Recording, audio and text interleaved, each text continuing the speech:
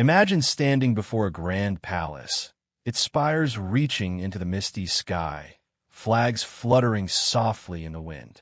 Inside, centuries of tradition whisper through gilded halls and echo across marble floors. The world knows her as Queen Elizabeth II, a figure of dignity, stability, and continuity, a living emblem of monarchy in an ever-changing world. Yet, beneath the polished public image, beneath the ceremonial robes and sparkling crowns, lies a story far more mysterious, one that stretches back nearly 1,000 years, shrouded in secrecy, conspiracy, and whispers of an ancient, almost mythical lineage. This is not a story found in textbooks or newsreels. This is a tale of hidden bloodlines, of secret guardianship, and of a legacy that may reach back to the legendary Knights Templar. The Templars, a powerful and enigmatic order of warrior monks, have captured the imagination of historians, occultists, and storytellers alike. Known for their wealth, their influence in medieval Europe, and their dramatic fall from grace, the Templars became legends in their own time. But legend alone does not explain the theory that threads through centuries to the present day, that the blood of the Templars may have survived, secreted away through noble marriages, hidden within royal lineages, and protected by those who understood the power it carried. Could the crown, so visible and revered, be more than a symbol of state power? Could it also be a guardian of a secret older than the monarchy itself? The story begins not with Elizabeth II herself, but with the echoes of history. Imagine the night air in Paris, the shadows of stone walls, the whispers of the condemned as the Templars faced betrayal, imprisonment, and execution. Kings and popes conspired against them, fearful of the power they had amassed, the wealth they controlled, and the knowledge they possessed. The official histories speak of their dramatic downfall, the arrests, the torture, the burning of grand masters at the stake. But other stories linger in the margins, hinting that not all Templars were destroyed, that some escaped the purge, and that their most valuable legacy, their bloodline, their knowledge, was quietly safeguarded. Centuries later, as dynasties rose and fell across Europe, this hidden heritage may have quietly interwoven itself into royal families, shielded by protocol, ceremony, and tradition. When one looks closely at the British monarchy, the patterns of lineage, symbolism, and ritual seem almost uncanny. There are whispered references to ancient alliances, cryptic gestures and ceremonies, and emblems whose meanings have been obscured over time. For those who know where to look, the suggestion is clear. Something ancient, secret, and powerful continues to survive within the heart of the monarchy. Queen Elizabeth II, as a figure of immense historical and cultural significance, may represent the living continuation of this legacy. Her reign, spanning decades, witnessed unparalleled global change, yet her life was framed by rituals that echo centuries-old traditions. Each coronation, each state ceremony, each royal insignia carries layers of meaning, perhaps deliberately preserved to conceal knowledge too powerful or dangerous for the world to see. Her public persona, a blend of duty, grace, and stability, may, in this light, serve as a protective veil, guarding secrets that have been entrusted to her family for generations.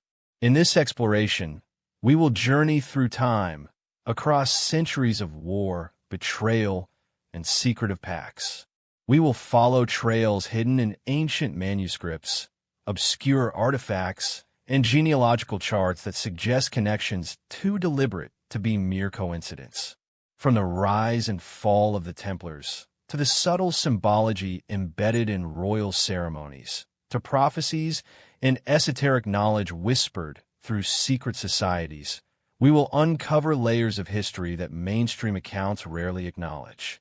Each thread, when woven together, begins to reveal a tapestry that is both mesmerizing and unsettling, a story in which the present is intimately connected to a shadowy past. By the end of this journey, we may see Queen Elizabeth II not only as a monarch, but as a guardian of a hidden world, a living bridge between the visible and the unseen, between history and myth. And as we pull back the veil, the question lingers: how much of history is truly known, and how much is carefully concealed, preserved through bloodlines and ceremony, waiting for those who dare to uncover it? To understand the secret threads that may tie Queen Elizabeth II to an ancient lineage, we must first journey back to a time of knights, crusades, and a relentless quest for power, cloaked in piety. The Knights Templar were born in the early 12th century, a period of both fervent religious devotion and unrelenting political intrigue. Europe was a continent in turmoil, kingdoms rising and falling, and the Holy Land a distant dream for Christian rulers. Into this volatile world stepped a small, extraordinary order of warrior monks, sworn not only to fight, but to protect pilgrims traveling to the sacred sites of Jerusalem. What set the Templars apart was more than their martial skill or discipline. It was the combination of faith, secrecy, and intelligence. Unlike other orders, they were disciplined financiers, strategists, and builders. They established an extensive network of fortresses, preceptories, and safe houses across Europe and the Levant, creating a logistical web that allowed them to move wealth, information, and people with remarkable efficiency. Money, power, and knowledge flowed through their hands, often unnoticed, shaping the political and economic landscape of the time.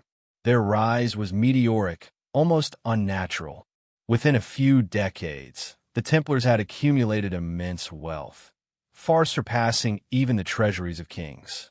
They were entrusted with vast estates, managed intricate banking operations, and acted as trusted advisors to monarchs.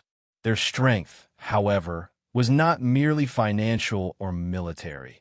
It lay in the aura of mystery and authority that surrounded them.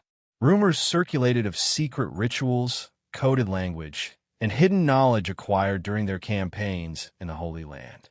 Some whispered of esoteric wisdom, relics of unparalleled power, and perhaps even a hidden understanding of sacred geometry and divine order. The allure of the Templars was twofold.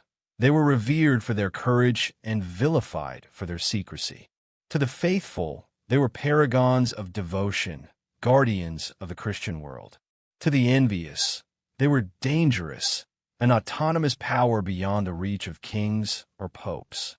Their very existence challenged the established hierarchy, provoking both awe and fear. It is within this tension, admiration mingled with suspicion, that the seeds of legend and speculation began to grow. Yet, despite their outward image of piety, there were whispers of practices that defied the conventional understanding of religion. Initiations were shrouded in secrecy, allegiances bound by oaths that demanded absolute obedience, and symbols engraved in their architecture hinted at a knowledge hidden from ordinary eyes. Some scholars argue these were simply internal rituals to ensure loyalty and discipline. Others suggest that these ceremonies concealed a far deeper, almost mystical purpose, a repository of forbidden wisdom, a bridge to secrets the world was not yet ready to comprehend. By the mid-12th century, the Templars had grown beyond their original mandate of protection. They were building castles along the Crusader states, securing trade routes, and amassing archives of intelligence that made them indispensable to kings and popes alike. The order operated almost like a shadow government, wielding influence through networks of loyalty and secrecy. Their knights were not merely soldiers. They were diplomats, bankers, and keepers of knowledge that could alter the course of kingdoms. The extraordinary growth of the Templars inevitably attracted attention, envy, and ultimately, fear. Kings and religious leaders recognized that a power so independent and wealthy could challenge their authority at any moment. Yet, paradoxically, the very secrecy that protected them also made them an object of fascination. Chronicles from the era describe them as fearless, disciplined, and otherworldly. Their presence alone seemed to radiate an air of untouchable authority, as if they operated in a world slightly removed from mortal concerns, a world where history, legend, and secret knowledge intertwined. It is here, in this heady mix of devotion, ambition, and hidden wisdom, that we can begin to see the contours of a theory that persists even today, that the Templars were more than an order of knights. Perhaps they were guardians of something much larger, a bloodline, a knowledge, a secret that needed preservation through generations. Their careful cultivation of loyalty, marriage alliances, and coded symbols may have been a deliberate effort to survive beyond the political storms that would one day destroy them. As we move forward in this story, it becomes essential to view the Templars not merely as historical figures frozen in the medieval past, but as architects of a legacy that could stretch across centuries. A legacy that, some theorists argue, finds its echoes in modern institutions and, intriguingly, within royal families. The rise of the Templars was not simply a tale of military prowess or religious zeal. It was the opening chapter of a story in which secrecy, survival, and hidden knowledge are intertwined, a story that may culminate centuries later in the heart of one of the most famous monarchies in the world. By examining their origins, their methods, and the rumors that surrounded them, we begin to understand why the Templars have never truly left the pages of history.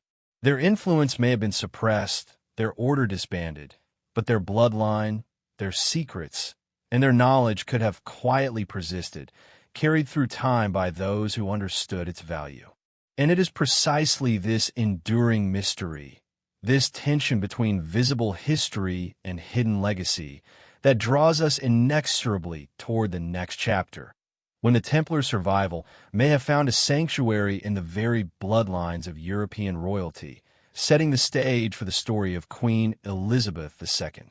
The Knights Templar were more than warriors. They were enshrouded in an aura of mystery that would captivate imaginations for centuries. Their influence extended far beyond the battlefields of the Holy Land or the fortified castles scattered across Europe. Beneath the surface of their public image, whispers persisted of secret knowledge, of rituals and symbols encoded with meanings understood only by the initiated. Some called it forbidden knowledge, others simply called it rumor. But the allure of the unknown has a way of surviving centuries, growing in power with every retelling. From the moment they emerged as a formidable force, the Templars inspired both reverence and suspicion. Legends speak of sacred relics they may have possessed, artifacts of immense power, objects such as the Holy Grail, the Ark of the Covenant, or other mysterious treasures shrouded in religious lore. To ordinary eyes, these were stories of myth and piety, designed to inspire devotion and awe. But within secretive circles, these legends hinted at truths carefully hidden from the world, knowledge that could elevate understanding, confer power, or, in the wrong hands, disrupt the social and religious order. Rumors of initiation rites that seemed to defy conventional religion swirled around the Templars. Some chronicles suggest that new members were subjected to ceremonies that tested not only their courage, but their ability to maintain silence and secrecy. Other sources hint at esoteric teachings, passed from one generation to the next, including coded manuscripts, symbolic architecture, and hidden rituals designed to preserve ancient wisdom. Were these simply methods of discipline and loyalty? Perhaps. Or, some theorists propose, they were the remnants of knowledge too dangerous, too sacred, to reveal to the uninitiated. Even as their power grew, the Templars became the subject of conspiracy and suspicion. Medieval chroniclers and later historians noted inconsistencies, contradictions, and unusual behaviors that could not be easily explained. They were accused of heresy, of blasphemy, and of secret alliances with forces unknown. While many of these accusations were undoubtedly politically motivated, designed to justify the seizure of Templar wealth and influence. The persistence of these stories suggests that their reputation for secrecy may have been grounded in some measure of truth. The veil between reality and rumor blurred, leaving a legacy that would inspire scholars, occultists, and conspiracy theorists for centuries. Maps, symbols, and architectural designs also contributed to the mystery. Across Europe, Templar churches and fortifications display intricate geometric patterns and coded symbols. Some interpretations suggest these were not merely decorative. They could encode knowledge of sacred mathematics, cosmic alignments, or even hidden genealogical clues.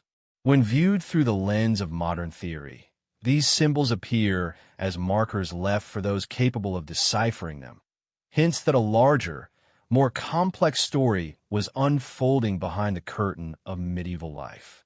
Beyond symbols and artifacts, the mythology of the Templars became entwined with the lore of lost treasure and secret maps.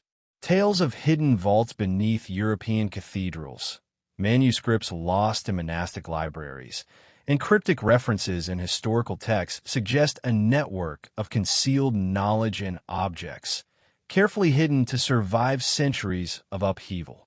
Some legends even imply that certain Templars escaped persecution with fragments of forbidden wisdom, carrying it into distant lands or embedding it within noble lineages. It is within this context that the idea of a surviving bloodline emerges. If the Templars possessed knowledge of extraordinary value, how would it have been preserved after their sudden fall? One theory proposes that, rather than perish entirely, the order ensured its continuity through secret alliances, marriages, and careful guardianship. Royal and noble families, aware of the power contained within this knowledge, may have acted as stewards, protecting the Templar legacy under the guise of dynastic politics. Over time, these whispered connections became invisible threads weaving through the tapestry of European history. The allure of forbidden knowledge lies not only in what is known, but in what is unknown. Scholars debate the truth behind the Grail legends, the Ark of the Covenant, and other relics, while occultists speculate about hidden wisdom carried in rituals and symbols. Modern conspiracy theorists have taken these ideas further, suggesting that the Templar legacy persists in secret societies, in the corridors of power, and, most provocatively, within royal bloodlines. What was once dismissed as legend now fuels a narrative that sees the monarchy as a guardian of ancient secrets, a custodian of knowledge that the world is not yet ready to confront. This tension between myth and history, between rumor and reality, defines the enduring fascination with the Templars. On one hand, we have documented events, battles, royal charters, and the order's eventual suppression. On the other, we have whispers, symbols, and cryptic references that defy simple explanation. Together, these elements create a narrative that is both compelling and disorienting, a story in which the past refuses to remain fully revealed, demanding instead that we peer into the shadows to discover what might have been intentionally hidden. As we follow this thread, the connection to modern history begins to emerge. The suggestion that Queen Elizabeth II may be linked to this secret lineage is not a claim made lightly. It is the continuation of a centuries-old pattern. Just as the Templars concealed their knowledge behind rituals, symbols, and loyalty, so too might royal lineages have acted as silent custodians, preserving secrets that could reshape our understanding of history. In this light, the whispers of forbidden knowledge are not merely fanciful tales. They're clues, breadcrumbs left across centuries, waiting for those who dare to follow them into the heart of hidden history. The grandeur of the Knights Templar, their wealth, and their mystique could not protect them forever. By the early 14th century, the very order that had once seemed untouchable found itself facing unprecedented betrayal and persecution. It began not with open warfare, but with whispers in the courts of kings, with letters drafted in secrecy, and with accusations carefully crafted to undermine the reputation of an institution that had become too powerful, too independent, and too enigmatic for the comfort of rulers and the church alike. King Philip IV of France, deeply indebted to the Templars, saw in them both a threat and an opportunity. Their wealth was vast, their loyalty unwavering to no one but their own order, and their influence far-reaching. Rumors of heresy, blasphemy, and secretive practices provided the pretext Philip needed to act. On a chilling Friday, the 13th of October, 1307, hundreds of Templars across France were arrested simultaneously.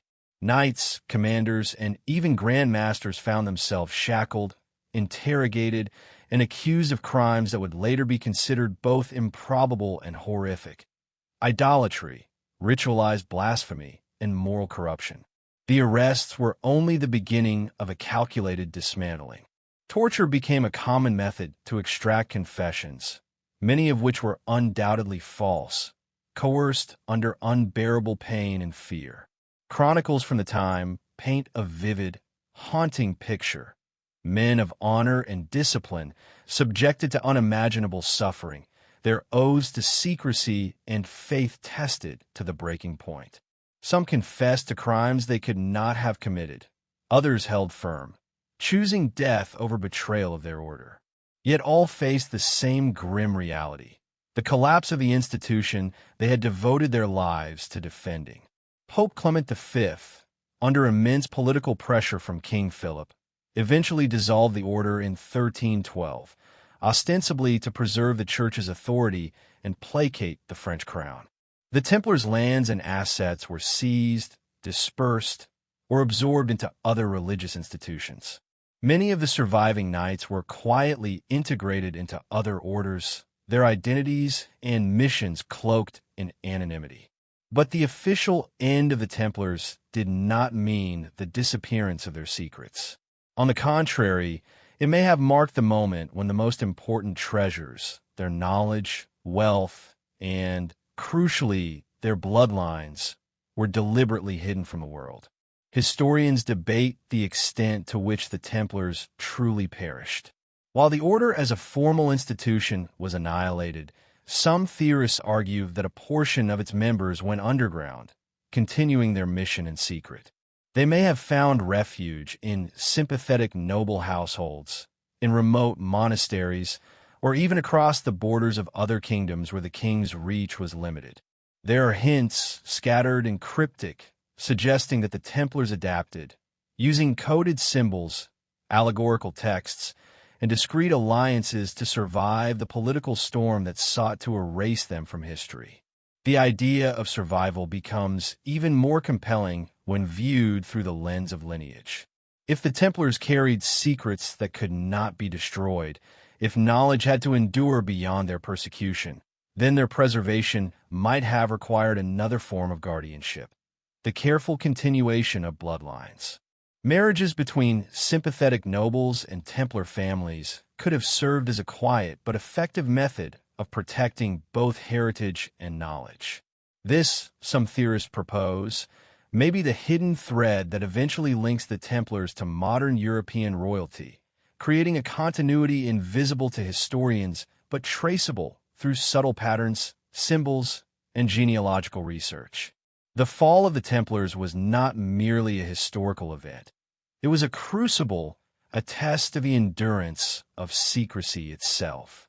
The brutality of their persecution ensured that any surviving members would have been deeply motivated to protect what remained, passing knowledge down in whispers, coded manuscripts, or allegorical teachings. Some accounts even suggest that Templars escaped to distant lands, carrying with them fragments of relics, texts, or wisdom too precious to risk losing. Across Europe, their presence was concealed beneath layers of myth, rumor, and ceremonial disguise, leaving only the faintest traces for those willing to seek them out. This period also set a precedent for the relationship between power and secrecy. The Templars' sudden disappearance demonstrated that wealth, knowledge, and influence were dangerous without the protective shield of discretion. Those who survived, or those who inherited their secrets, would have understood the necessity of operating quietly, strategically, and within the structures of power that could shield them from exposure. In this sense, the Templars became both legend and lesson.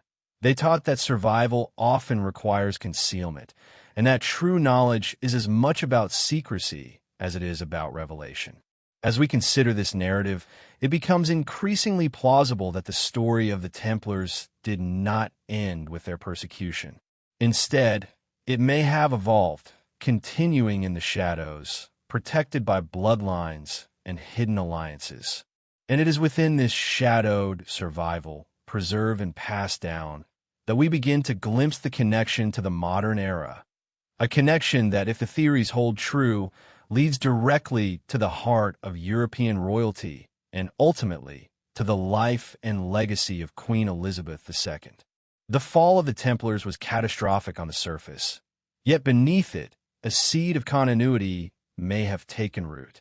A legacy that would endure centuries of political upheaval, war, and dynastic change. In the silent spaces of history, where official records give way to speculation, symbolism, and rumor, one begins to see the invisible threads that could connect an ancient order to a modern monarchy. Theirs was a survival not of armies or fortresses, but of knowledge, secrecy, and blood, a survival that may have culminated in the most public yet enigmatic figure of our time, Queen Elizabeth II. History often tells us that the past is written in broad strokes: wars, treaties, and the rise and fall of dynasties. Yet beneath the surface of these well-documented events, some theorists suggest there exists a hidden web, a lineage that has been quietly preserved through the ages. At the center of this theory is the idea that the Knights Templar, even after their dramatic fall, ensured the survival of their legacy not merely through clandestine networks or secret rituals, but through blood. Their descendants, hidden among noble families across Europe, may have carried forward knowledge, influence, and a mission that could not die with the order itself. In the centuries following the Templar suppression, Europe saw a dizzying succession of dynasties intermarrying, consolidating power, and strategically aligning themselves to secure both influence and survival. Some genealogists argue that within these carefully arranged marriages, remnants of Templar bloodlines may have been deliberately preserved. Certain families, especially those close to royal courts, exhibit patterns that suggest deliberate selection, alliances not simply for wealth or political advantage, but possibly for the safeguarding of secret heritage. These are families whose names echo through history, whose lineage has been meticulously recorded, yet whose private histories hint at connections that mainstream accounts rarely explore. The idea of bloodlines carries immense weight in both legend and practical history. In a time when knowledge was power and secrecy could be survival, preserving a lineage became more than a matter of inheritance. It became a method of continuity, a way to ensure that wisdom, secrets, and influence were transmitted without exposure to external threats. If the Templars held knowledge of sacred geometry, hidden relics, or esoteric wisdom, then the careful management of marriages and offspring would have been a natural extension of their mission, not merely to survive, but to endure in a form hidden from view, shielded by status and ceremony. This theory becomes particularly intriguing when considering the nobility of France and England, two kingdoms intimately connected to the Templars. Records reveal patterns of noble intermarriage across generations, some tracing back to families with documented ties to the order. The strategy was subtle yet deliberate, securing alliances with sympathetic houses, integrating Templar heirs into positions of influence, and ensuring that knowledge and wealth could pass undetected. In essence, the Templar survival was not about armies or fortresses, but about lineage, discretion, and calculated positioning within Europe's elite circles. The British monarchy, in particular, offers a compelling case study. Scholars and theorists who explore the intersections of genealogy and legend have noted potential links between the medieval Templars and English royalty. Certain noble families, intertwined with the royal line over centuries, may have acted as custodians of a secret that had survived the order's collapse. These connections, often obscured by the deliberate opacity of royal records, suggest a hidden continuity, a thread of bloodlines stretching from the Templars to modern times. While mainstream historians often dismiss such claims as speculation, the allure of the theory lies in the convergence of patterns, symbolism, and historical anomalies that cannot be entirely explained by chance. Beyond genealogy, the influence of Templar ideals and symbolism appears in the traditions of these noble families. Architectural designs, heraldic emblems, and ceremonial practices often bear subtle echoes of Templar iconography.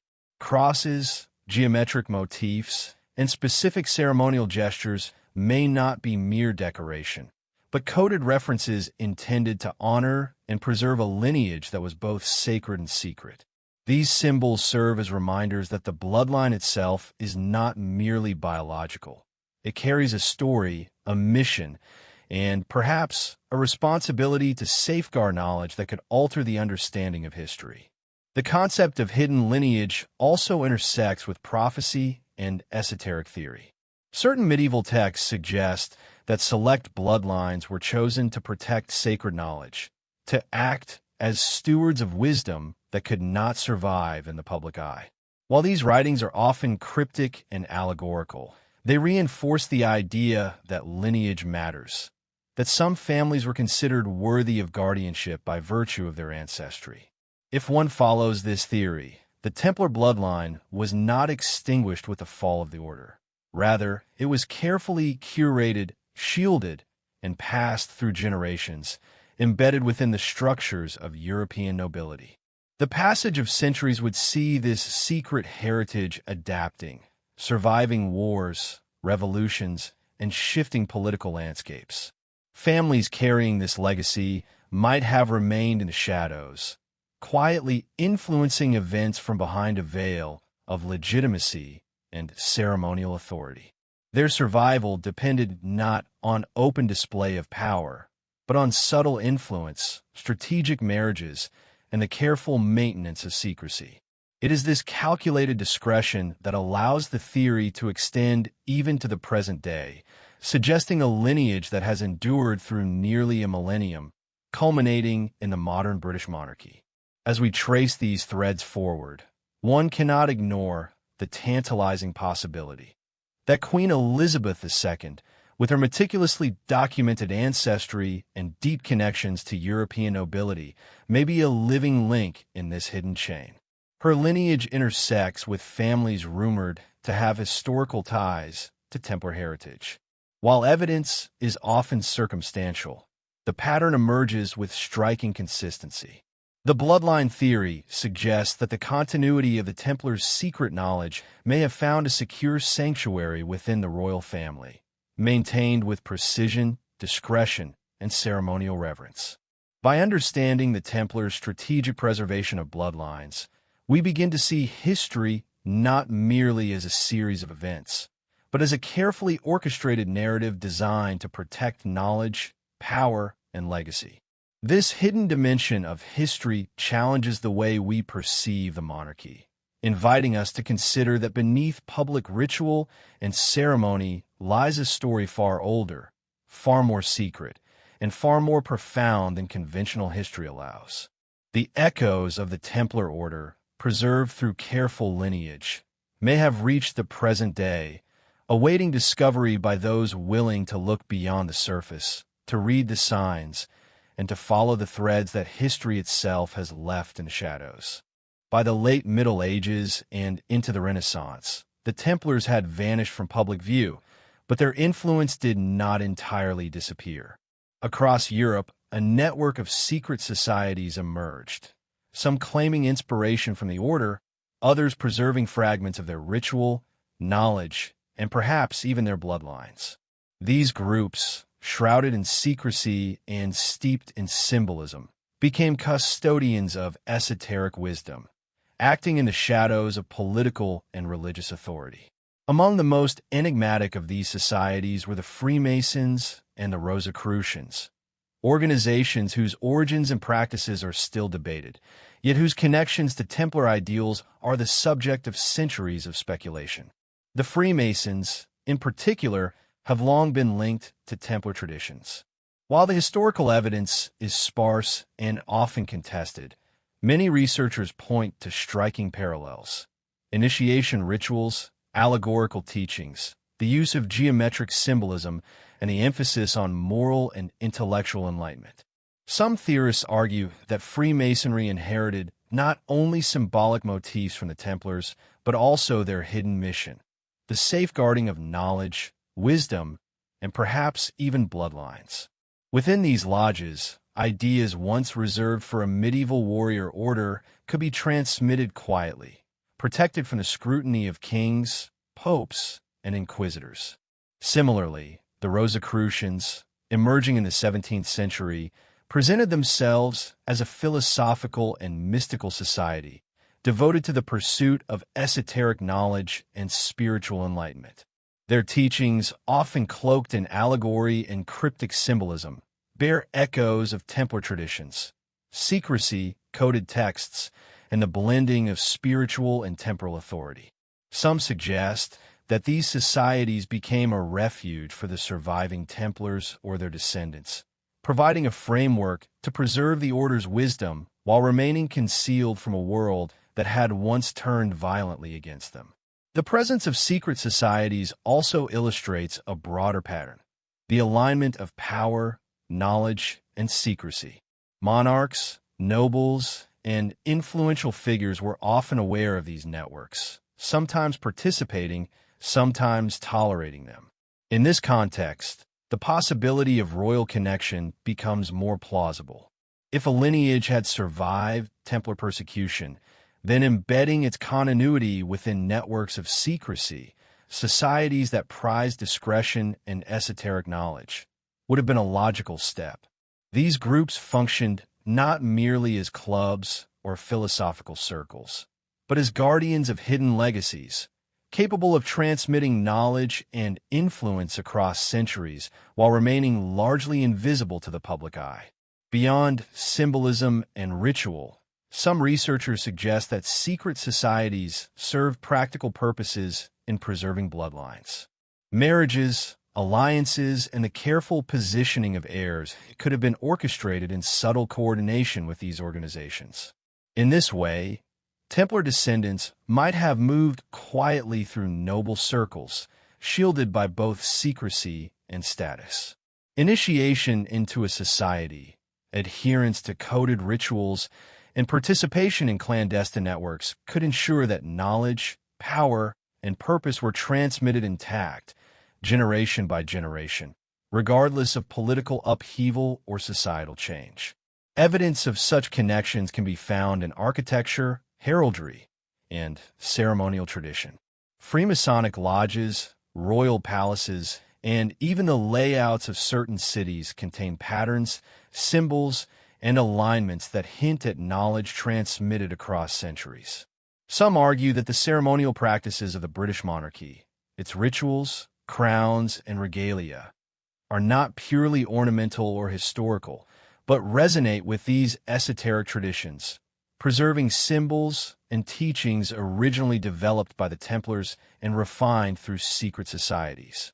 Every gesture, emblem, or architectural detail may carry layered meaning, understood only by those initiated into these hidden currents of influence.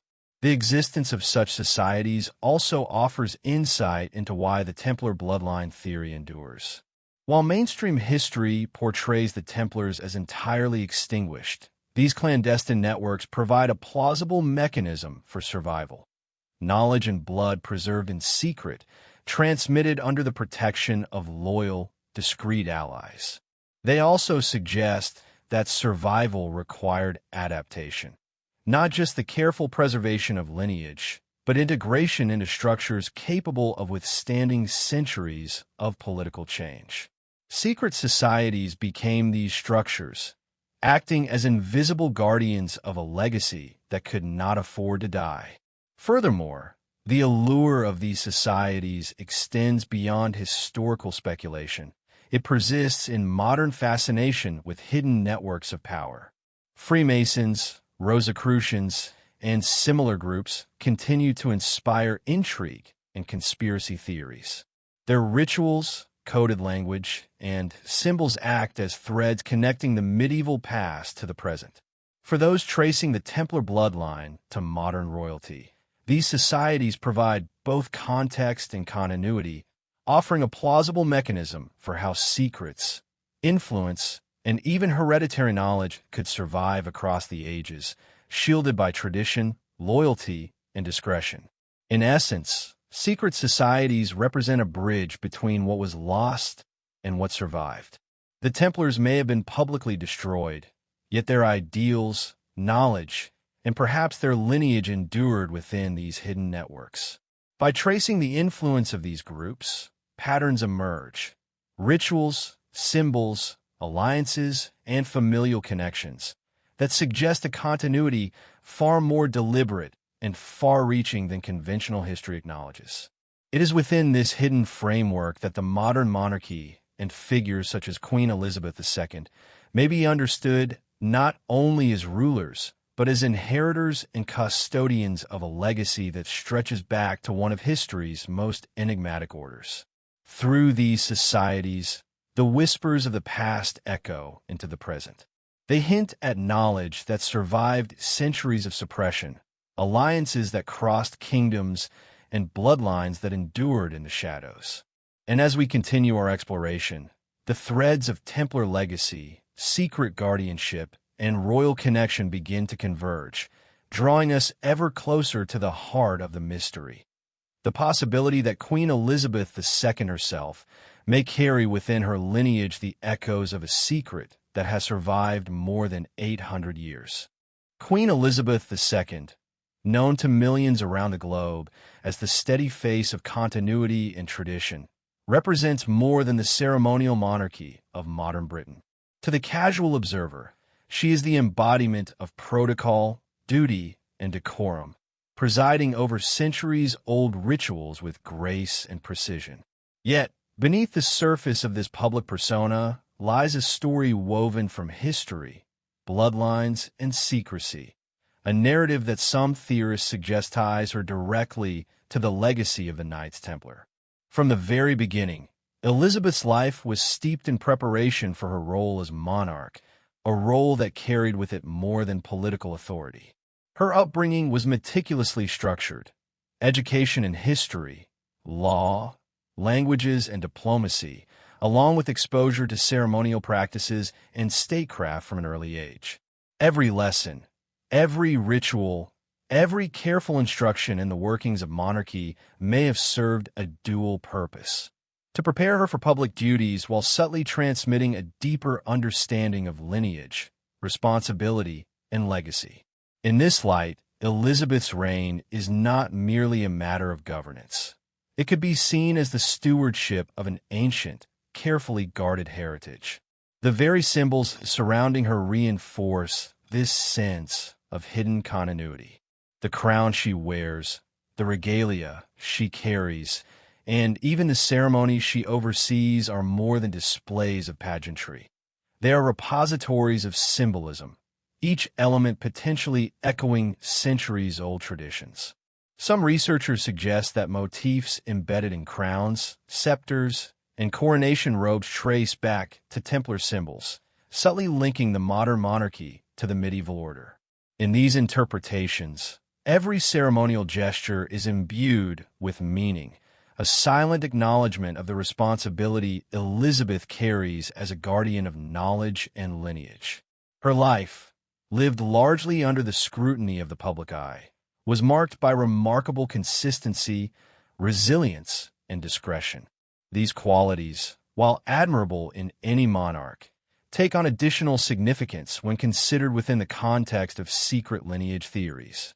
If the Templars survived in part through careful preservation of bloodlines, then the modern royal family may represent the culmination of that meticulous strategy.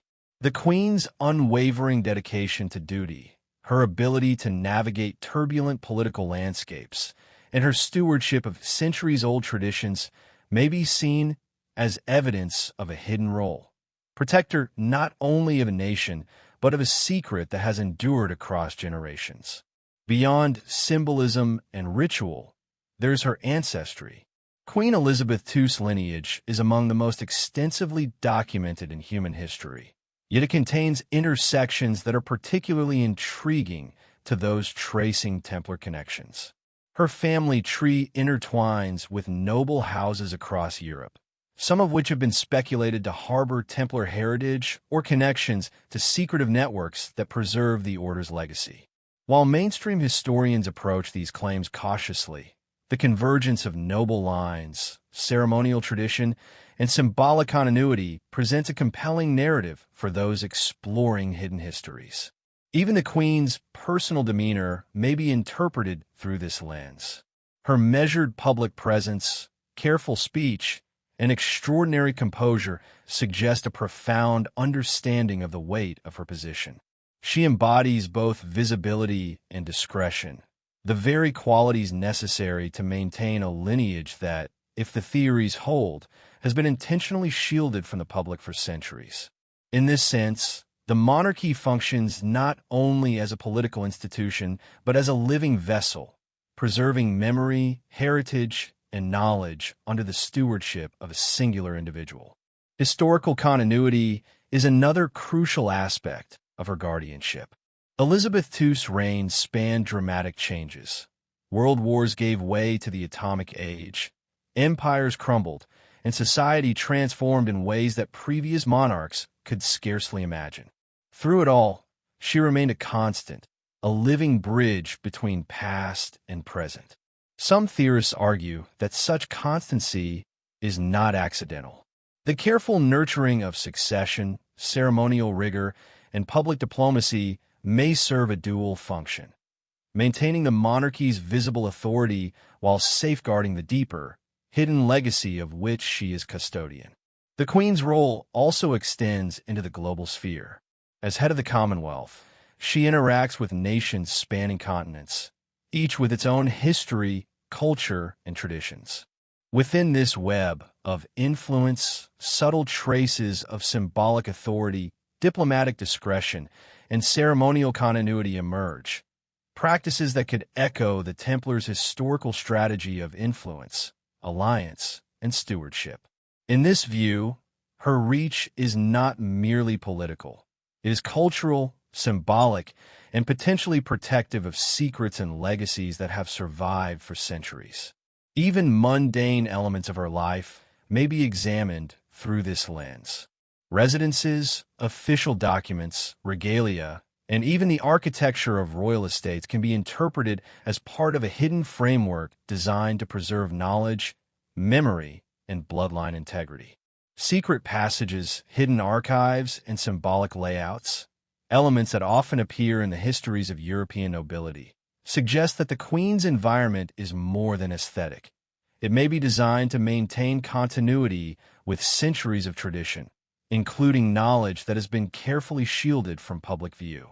Ultimately, Queen Elizabeth II may be understood as the living embodiment of continuity in both public and hidden dimensions. Her reign represents a convergence of history, ritual, and lineage, positioning her as a possible guardian of a legacy that traces back to one of history's most enigmatic orders. She carries not just the authority of a constitutional monarchy, but potentially the weight of secrets preserved across centuries, safeguarded through bloodlines, ceremonies, and discretion. In contemplating her life and legacy, one begins to see the monarchy not only as a symbol of national identity, but as a vessel of hidden history.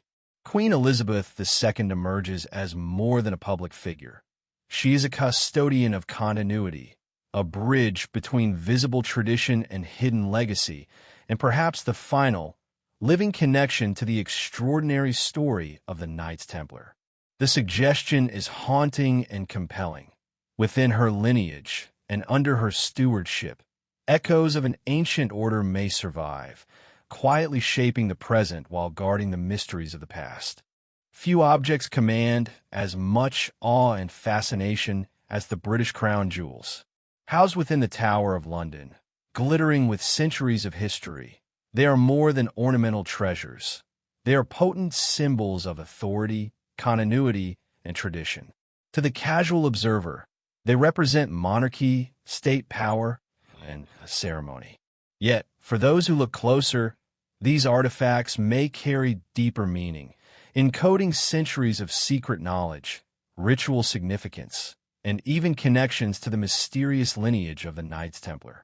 The crown jewels include crowns, scepters, orbs, swords, and ceremonial regalia, each crafted with exquisite detail and imbued with symbolism.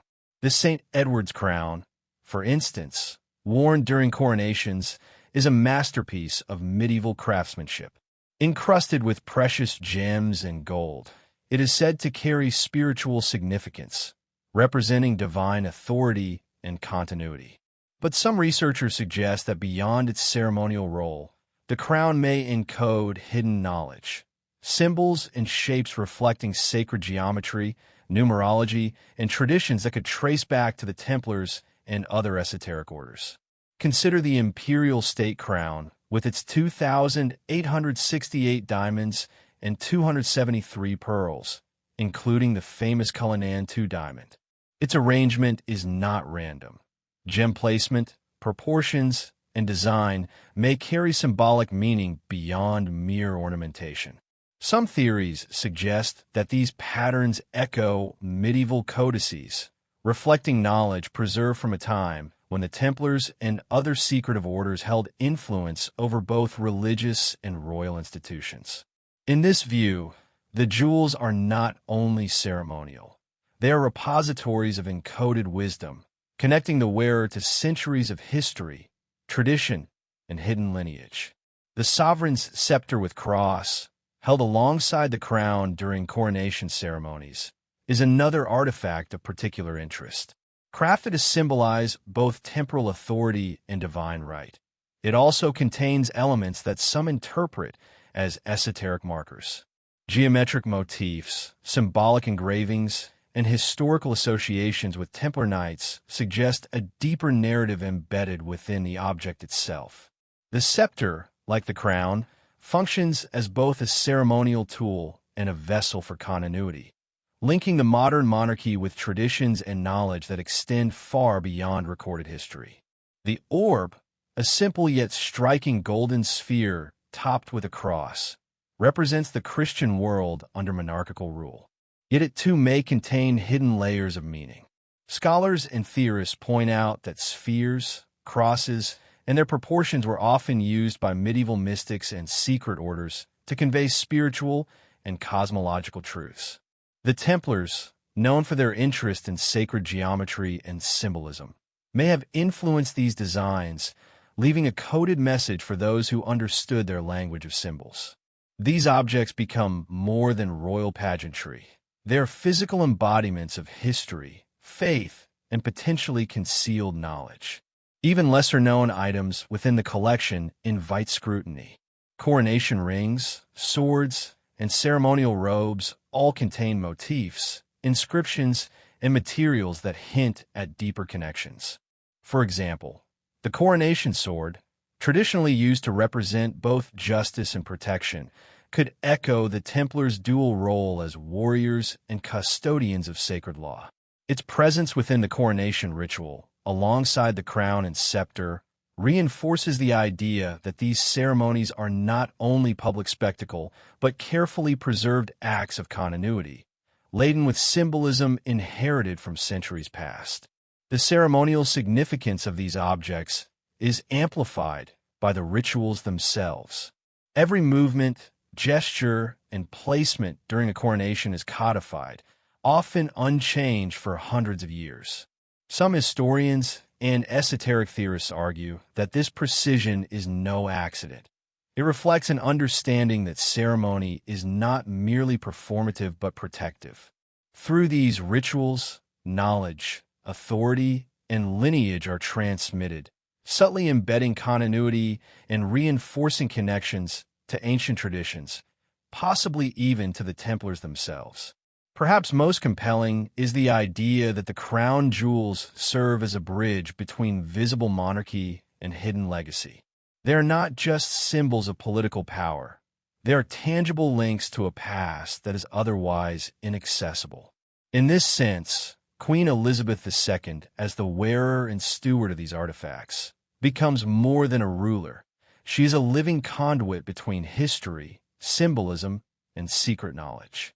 The jewels themselves may carry encoded messages about bloodline, authority, and esoteric wisdom, waiting for those who know how to read them. The crown jewels also reflect continuity in a broader historical sense. Despite wars, thefts, and political upheaval, these objects have been preserved, maintained, and revered. Their survival mirrors the survival of the lineage theory itself, an inheritance not of simple wealth or status, but of symbolic authority and potential hidden knowledge. The meticulous care taken to protect, display, and use these items underscores their significance, hinting that their meaning goes far beyond what the eye can see. In the end, the crown jewels are both public spectacle and private repository. They embody the monarchy's visible authority while silently preserving deeper truths. For those who explore the hidden histories and secret lineages of Europe, these artifacts become more than treasures. They are clues, encoded markers, and symbols of a continuity that may stretch from the medieval Templars to the modern reign of Queen Elizabeth II.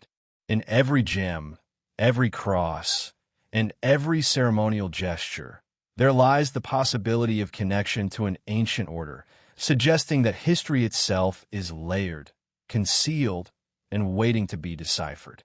In the quiet glow of Britain's ancient institutions, there exists a subtle but persistent thread of symbolism, marks, gestures, and rituals that seem to echo a world far older than the modern monarchy.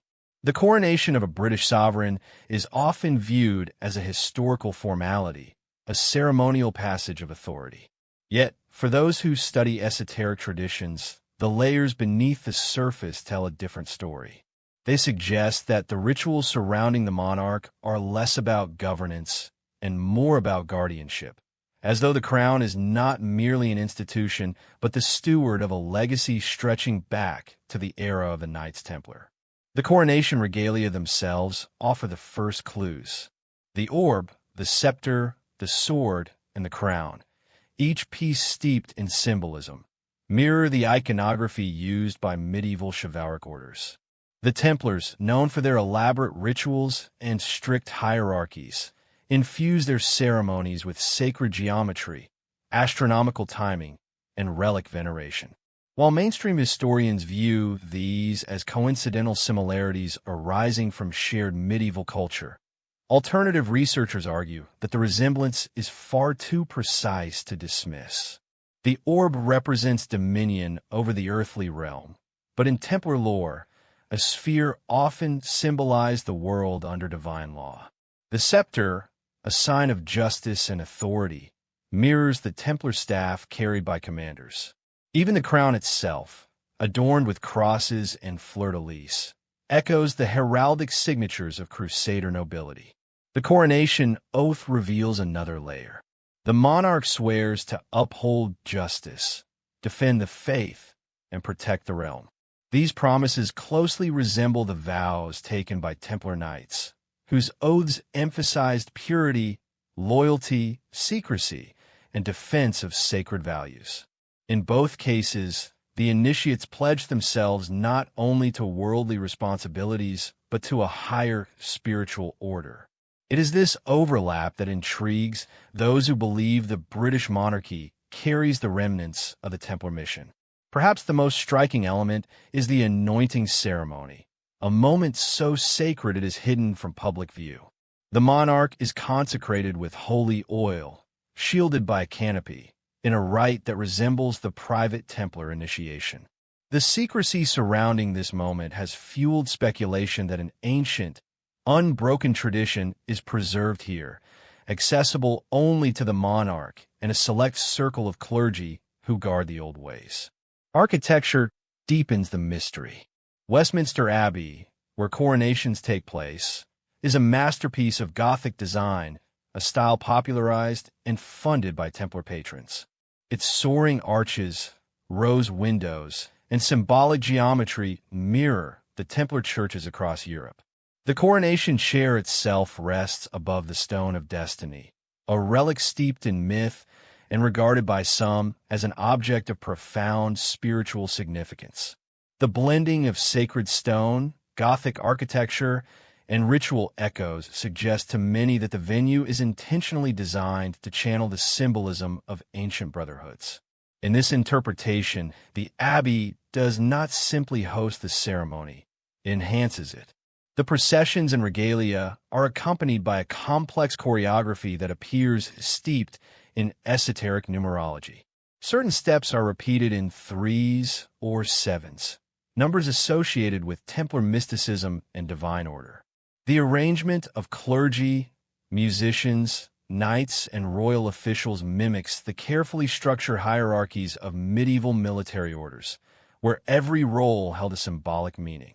Even the garments worn by the monarch bear traces of archaic design. The use of red, white, and gold, the primary colors associated with the Templars and Crusader kings, appears not only decorative but intentional. The embroidered patterns, often overlooked, incorporate heraldic motifs with origins far older than the Tudor rose or the royal arms. Beyond the coronation, the everyday symbols of monarchy maintain these connections. Royal coats of arms include motifs tied to Crusader imagery: lions, unicorns, shields, and crosses. Coins featuring the monarch's profile often include subtle marks that some interpret as references to Templar geometry or the Grail tradition. Even the architecture of the royal residences offers hints. Windsor Castle, the Queen's longtime home, contains structural echoes of fortified Templar commanderies, with round towers, sacred alignments, and chapels patterned after Crusader sanctuaries. Public rituals, such as the annual Order of the Garter ceremony, amplify these associations. The Order of the Garter, Britain's oldest and most prestigious order of chivalry, is widely believed by alternative historians to be a successor to the suppressed Templar Order. Its secrecy, limited membership, and medieval pageantry invite comparison. Members wear robes and insignia that would not appear out of place in a Templar conclave. While mainstream historians attribute this to medieval tradition rather than direct lineage, the ceremonial symbolism is undeniably reminiscent of the chivalric elite. The Queen herself often served as the central axis around which these rituals turned. Her movements, blessings, and gestures in ceremonial contexts seem to resonate with a deeper script, one that implied continuity with a sacred tradition rather than mere political authority. This continuity is reinforced by the fact that many royal traditions were subtly adapted rather than abolished across centuries, preserving symbols whose meanings have been largely forgotten by the public. The persistence of these traditions suggests intentional guardianship rather than accidental survival. Another compelling detail lies in the Queen's personal heraldry and coinage. The designs often incorporate crosses, roses, stars, and geometric patterns reminiscent of the Templar seal or the sacred geometry used in their constructions. Whether by design or by cultural inheritance, these visual echoes reinforce the idea that the monarchy carries forward ancient symbolism rooted in Crusader-era spirituality. Some theorists argue that this visual continuity is a coded message, a quiet acknowledgement of the crown's secret origins.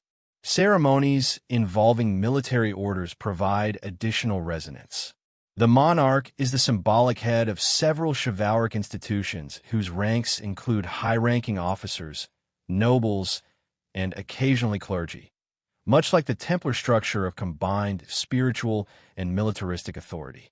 The blending of religious language with military decorum mirrors the unique identity of the Templars, who were both monks and warriors. The monarchy's role in these orders may not reflect a modern military necessity, but rather a symbolic continuation of an ancient framework of sacred duty. Even diplomatic rituals performed during state visits contain nods to a much older tradition. The exchange of gifts, the use of ceremonial swords, and the display of sacred relics or heirlooms evoke the protocol of medieval orders whose influence stretched across the European continent. These subtle layers blend seamlessly with modern diplomacy, but for those who watch closely, they whisper of ancient brotherhoods whose values still echo through the halls of royal power. Taken together, these symbols, rituals, and traditions form a mosaic that suggests the British monarchy is not simply an institution preserved for continuity's sake, but may be the custodian of a legacy far older than the kingdom itself. Whether these echoes are deliberate signals of a guarded lineage or the remnants of a forgotten spiritual tradition is a question that continues to fascinate researchers. Yet one thing remains clear. Beneath the polished surface of modern monarchy lies a deep well of symbolism that refuses to fade, symbols that, to many, appear unmistakably Templar in origin. Across the landscape of British tradition, there are exclusive, centuries-old orders whose rituals unfold in shadows and whose membership is restricted to the highest tiers of society. To the outside world, these orders may appear as ceremonial honors, decorative relics of a medieval past. Yet for researchers who trace the fingerprints of ancient secret societies, these institutions look less like symbolic awards and more like living descendants of Europe's esoteric brotherhoods. Some believe that within their halls and hidden chapters lies the quiet continuation of Templar philosophy, preserved not in stone fortresses, but in ritual, allegiance, and lineage. The most noble order of the Garter stands at the center of this intrigue. Founded in the 14th century, the Garter is the oldest and most prestigious chivalric order in Britain. Its membership is limited, carefully selected, and deeply loyal. The public sees only the surface: velvet robes, feathered hats, ornate stalls in St. George's Chapel, and the Queen presiding over the ceremony like a high priestess of a medieval court. But beneath the pageantry lies a more enigmatic structure. The order holds meetings behind closed doors. Its membership selection is not explained. Its rules remain largely undisclosed. Even its founding story, involving a dropped garter and a royal joke, feels suspiciously simple for an institution that has endured wars, revolutions, and dynastic upheavals.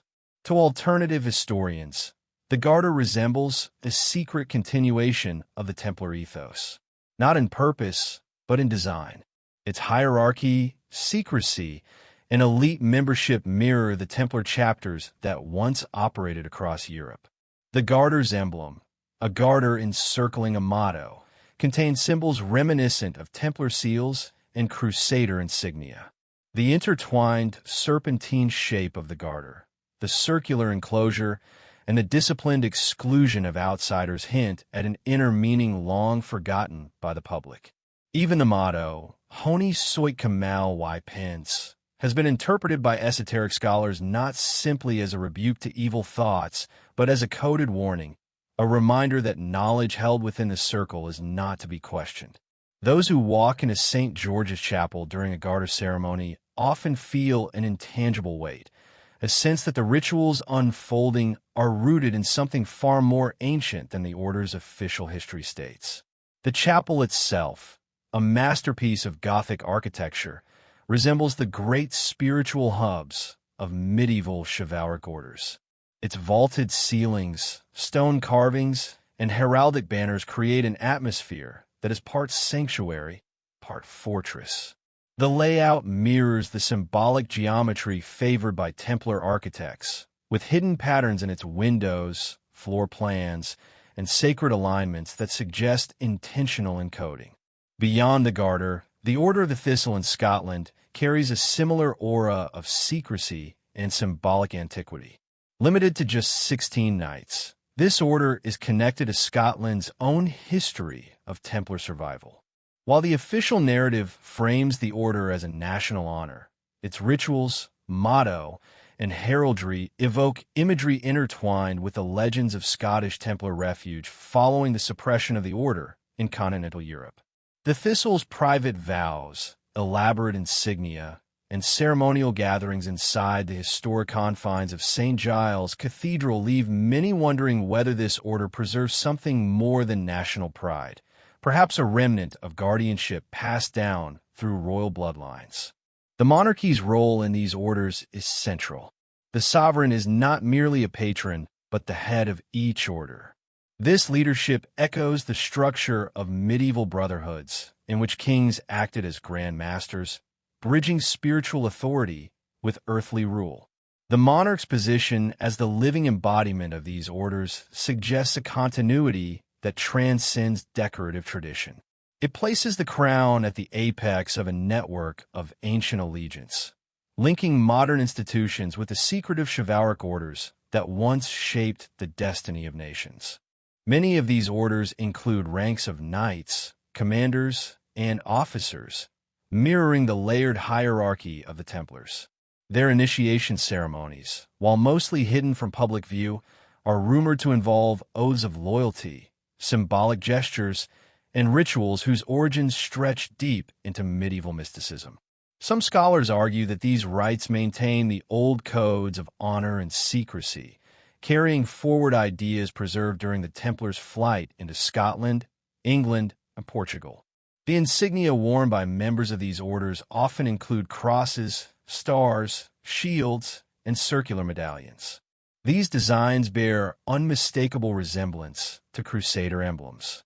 The eight-pointed star, the sword cross, the circular badge. These motifs appear repeatedly, not by accident but by tradition. Whether these symbols are intentionally preserved fragments of the Templar aesthetic or simply inherited medieval designs is debated. But their persistence suggests that the visual language of the Crusader Brotherhood remains woven into the identity of the monarchy's secretive circles. The restricted nature of these orders only heightens the sense of mystery. Membership is limited. Records are sparse. Proceedings are not publicly documented. Even senior government figures do not have automatic access. This exclusivity has led some researchers to propose that these orders serve as private channels of continuity between ancient esoteric knowledge and modern authority. Not in a conspiratorial sense, but in a symbolic one, preserving a heritage of chivalry, mysticism, and sacred duty that once defined the Templars. Occasionally, glimpses of their inner workings surface in the form of rare documents or offhand remarks by insiders. These fragments describe rituals conducted at midnight, blessings performed before ancient relics, or meetings that follow a precise and unbroken timetable stretching back centuries. The accuracy of these accounts is impossible to verify, but they contribute to the enduring belief that such orders function not merely as honors, but as the custodians of a hidden legacy. Even the location of these orders reinforces the connection. Windsor Castle, St. George's Chapel, the Palace of Holyrood House. Each place is saturated with symbolic architecture. Round towers reminiscent of Templar fortresses, chapels oriented with astronomical precision, and heraldic carvings that feature lions, crosses, and celestial motifs all contribute to the sense that these are not random historical details, but signs of a cultural inheritance maintained across centuries. Some theorists argue that the monarch's involvement in these orders represents the final link in the chain between the ancient Templar mission and its modern echo. The Queen's presiding presence, the solemn oaths taken in her name, and the precise rituals carried out beneath her authority paint a picture of continuity. Whether she was consciously aware of deeper meanings or simply upheld tradition is unknown. But her role served as the anchor that kept these medieval structures alive. In this view, The secretive orders under the Crown act as the quiet guardians of a lineage long shielded from the world. They maintain the codes, symbols, and rituals inherited from an age when faith, power, and mysticism were inseparable. Their existence suggests that while the Templars may have vanished from history, their echoes still resonate in the corridors of British power, wrapped in velvet robes, hidden in ancient chapels, and preserved in the rituals of an enduring monarchy. There are few places on earth as shrouded in controlled silence as the royal archives. Tucked deep within the sprawling grounds of Windsor Castle, behind layers of security, climate-sealed vaults, and doors that have not opened to the public for centuries, lies a vast repository of documents stretching across 1,000 years. To the outside world, these archives contain the administrative records of monarchy, correspondence, household accounts, treaties, maps, diaries, and the everyday paper trails that accompany royal life. But for those who study suppressed histories, the archives represent something far more tantalizing, a labyrinth of secrets, sealed papers, and forbidden genealogies that may hold the hidden narrative of Britain's most powerful families. Officially, only a handful of archivists, curators, and palace-approved historians are allowed direct access. Even they do not see everything. Many collections are locked behind restricted classifications.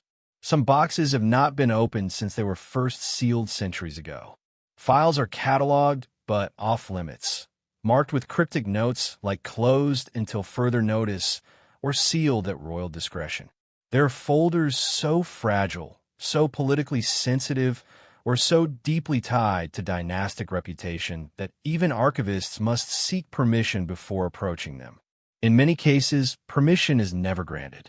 Researchers have long speculated that within these forbidden shelves lie documents that could dramatically reshape our understanding of the monarchy's past. Among these are believed to be genealogical records, ancient correspondence between royal houses, and ceremonial texts that may reveal connections to secret societies and medieval brotherhoods. Some whisper that the archives contain fragments of forbidden chronicles, accounts of alliances, marriages, or bloodlines deliberately obscured from public history. Others believe that the archives hold relics or maps associated with the Templars, objects that never found their way into museums or academic collections. The existence of sealed files fuels these theories. One of the most enduring mysteries involves documents related to the early Scottish crown. Record from the era of Robert the Bruce and the period immediately following the Templar suppression are notably incomplete. Many letters and charters from this era are missing from national archives, yet whispers suggest they may still exist somewhere behind the stone walls of Windsor. The idea that these lost documents might contain references to Templar fugitives welcomed into Scotland, or alliances forged in secrecy, has fascinated scholars for decades. There are also rumors surrounding a set of genealogical manuscripts kept under restricted access. These manuscripts, according to palace insiders, track the bloodlines of European houses with extraordinary detail, noting marriages, betrothals, miscarriages, illegitimate heirs, and private unions not recorded in official genealogies. Some speculate that these charts map a continuous ancestral line that reaches back not only to medieval kings, but to crusader families associated with the Templar network. The suggestion is not that the monarchy hides scandal, but that it preserves a lineage deemed too unusual or too powerful to present to the public without context. The secrecy surrounding certain correspondences only deepens the intrigue. Letters exchanged between monarchs and foreign dignitaries have often been withheld on the grounds of national security or diplomatic sensitivity. Yet some of these sealed letters predate modern politics by centuries. Why? Researchers ask, would private messages from the 13th, 14th, or 15th century require such intense protection? What promises, confessions, or arrangements might they contain? Many believe these letters hold references to alliances forged during the Templars' final years, agreements made by kings who sheltered fleeing knights, or codes exchanged between families loyal to the order's cause. One of the most enigmatic aspects of the archives lies in the rumored black folders, a term whispered among past researchers and former archivists. These folders are said to contain the most sensitive materials, documents whose existence is officially denied. Some claim that the black folders include personal writings of monarchs who documented esoteric experiences, prophetic dreams, or interactions with secret societies. Others believe the folders hold the complete, unedited coronation script, including rituals omitted from the public ceremony. The idea that the monarchy maintains such records is speculative, yet the persistence of the rumor suggests that something is being intentionally protected. Another layer of mystery surrounds the practice of sealing documents for extended periods. Some papers are locked for 30 years, others for a century. But a select group is sealed indefinitely. These permanent seals are rarely discussed publicly. When journalists ask why certain files must remain closed, the response is typically vague, references to privacy, security, or sensitivity. But these explanations do little to satisfy researchers who argue that only extraordinary content would justify permanent restriction in a supposedly transparent era. The archivists themselves contribute to the mystique. They are bound by strict confidentiality agreements. Interviews with former staff are carefully monitored. When asked about restricted collections, archivists often offer polite but firm denials, accompanied by a subtle shift in demeanor that suggests deeper layers they cannot speak of. Some describe the archives as a place where the past feels alive, where the weight of what is hidden presses against the quiet air. They speak of sealed crates with wax stamps, boxes with metal clasps, and shelves containing volumes too ancient to touch without gloves, masks, and whispered caution. The architecture of the archives adds to the impression that this is no ordinary repository. The climate-controlled vaults descend deep into the stone foundations of the castle.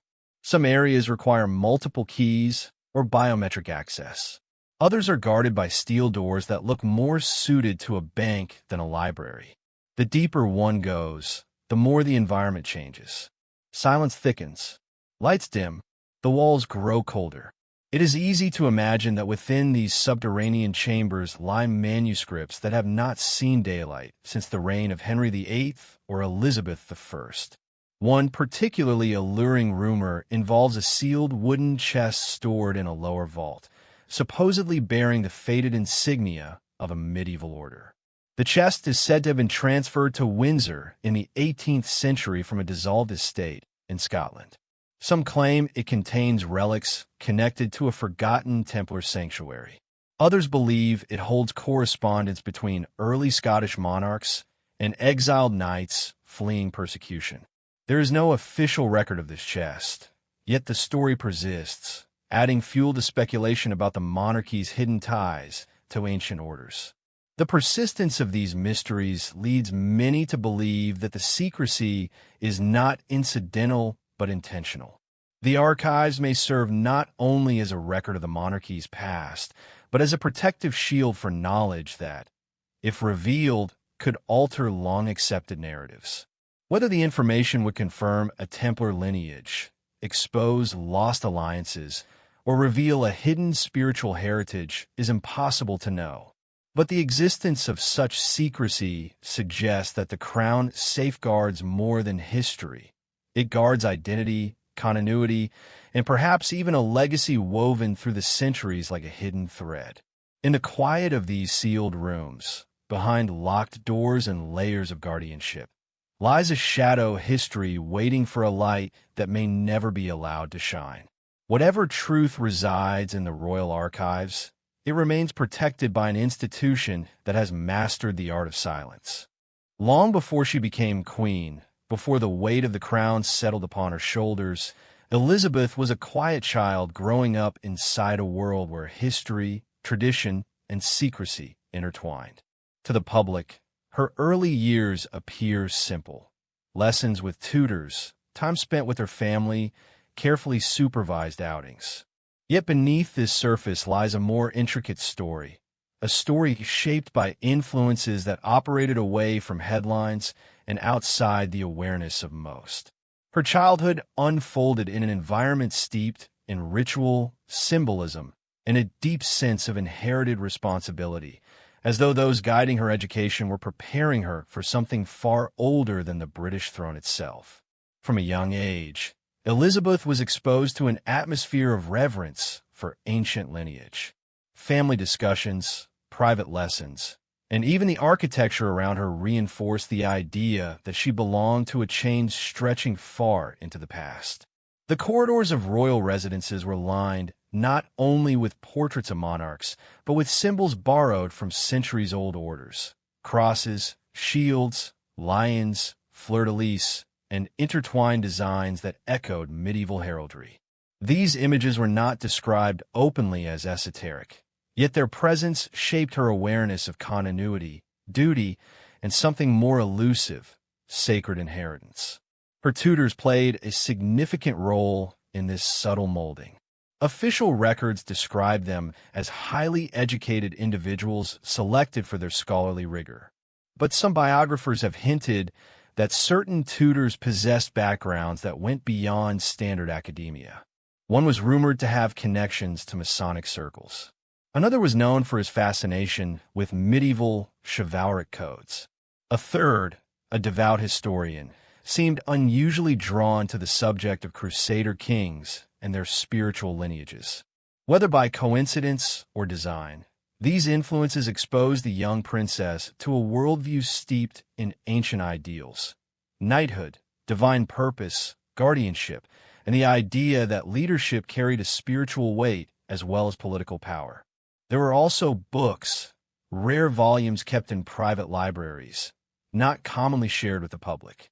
Some contained genealogical charts stretching back centuries, linking royal families to Crusader lines. Others explored the symbolism of medieval orders, the mysteries of sacred geometry, and the rituals that defined spiritual knighthood. While these books were likely presented as historical curiosities, their presence in her environment reinforced the idea that her family's past was intertwined with something far older than the British monarchy alone. Even the religious instruction she received carried a tone that felt different from ordinary lessons in faith. She studied scripture, certainly, but also the role of kingship in ancient societies, the concept of divine right, and the symbolism of anointing, a practice rooted not just in Christianity, but in traditions far older. Her spiritual mentors emphasized themes of guardianship and service, teaching her that a true leader protects not only people, but the unseen foundations of a nation: its history, its heritage, its secrets. Such teachings echo the ideals taught to members of medieval knightly orders, who balanced spiritual devotion with worldly stewardship. There were also quiet moments, remembered by those who served in the royal household, where Elizabeth seemed contemplative beyond her years. She spent long periods reading, walking through gardens, or listening to stories passed down through generations. Some of these stories touched on legends, lost relics, hidden bloodlines, mysterious artifacts said to have traveled across countries and centuries.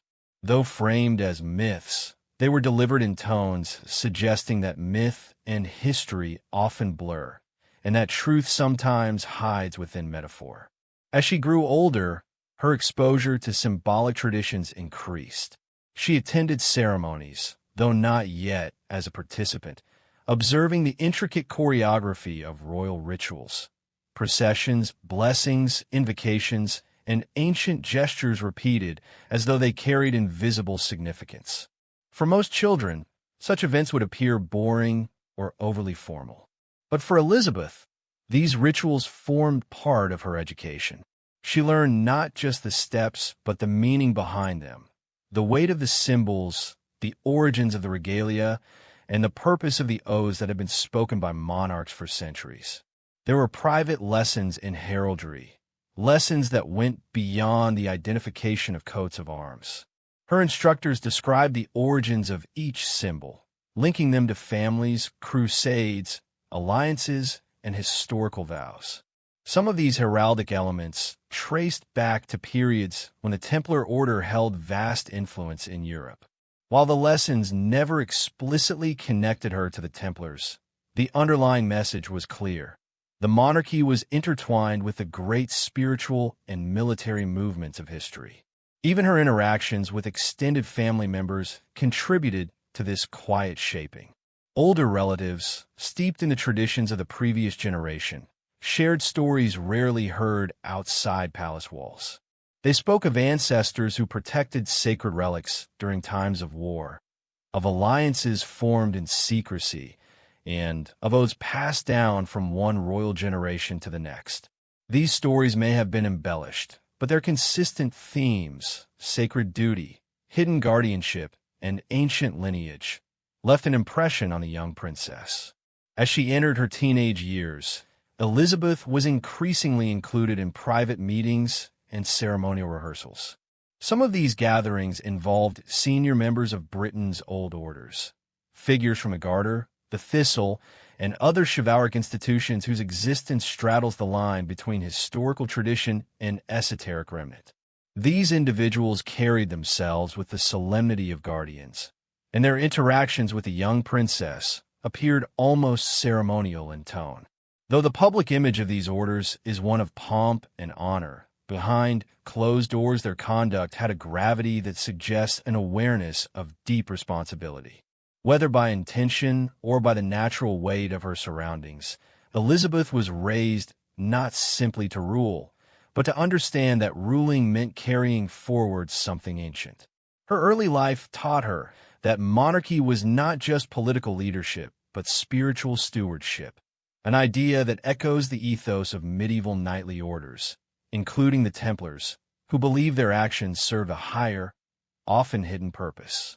By the time she reached adulthood, Elizabeth possessed an unusual calmness, a sense of inner stillness that many who met her remarked upon. It was as though she understood her place within a vast lineage, one that stretched far beyond the confines of recent history. Her upbringing had not been loud or extravagant, but quiet, deliberate, and infused with symbolism.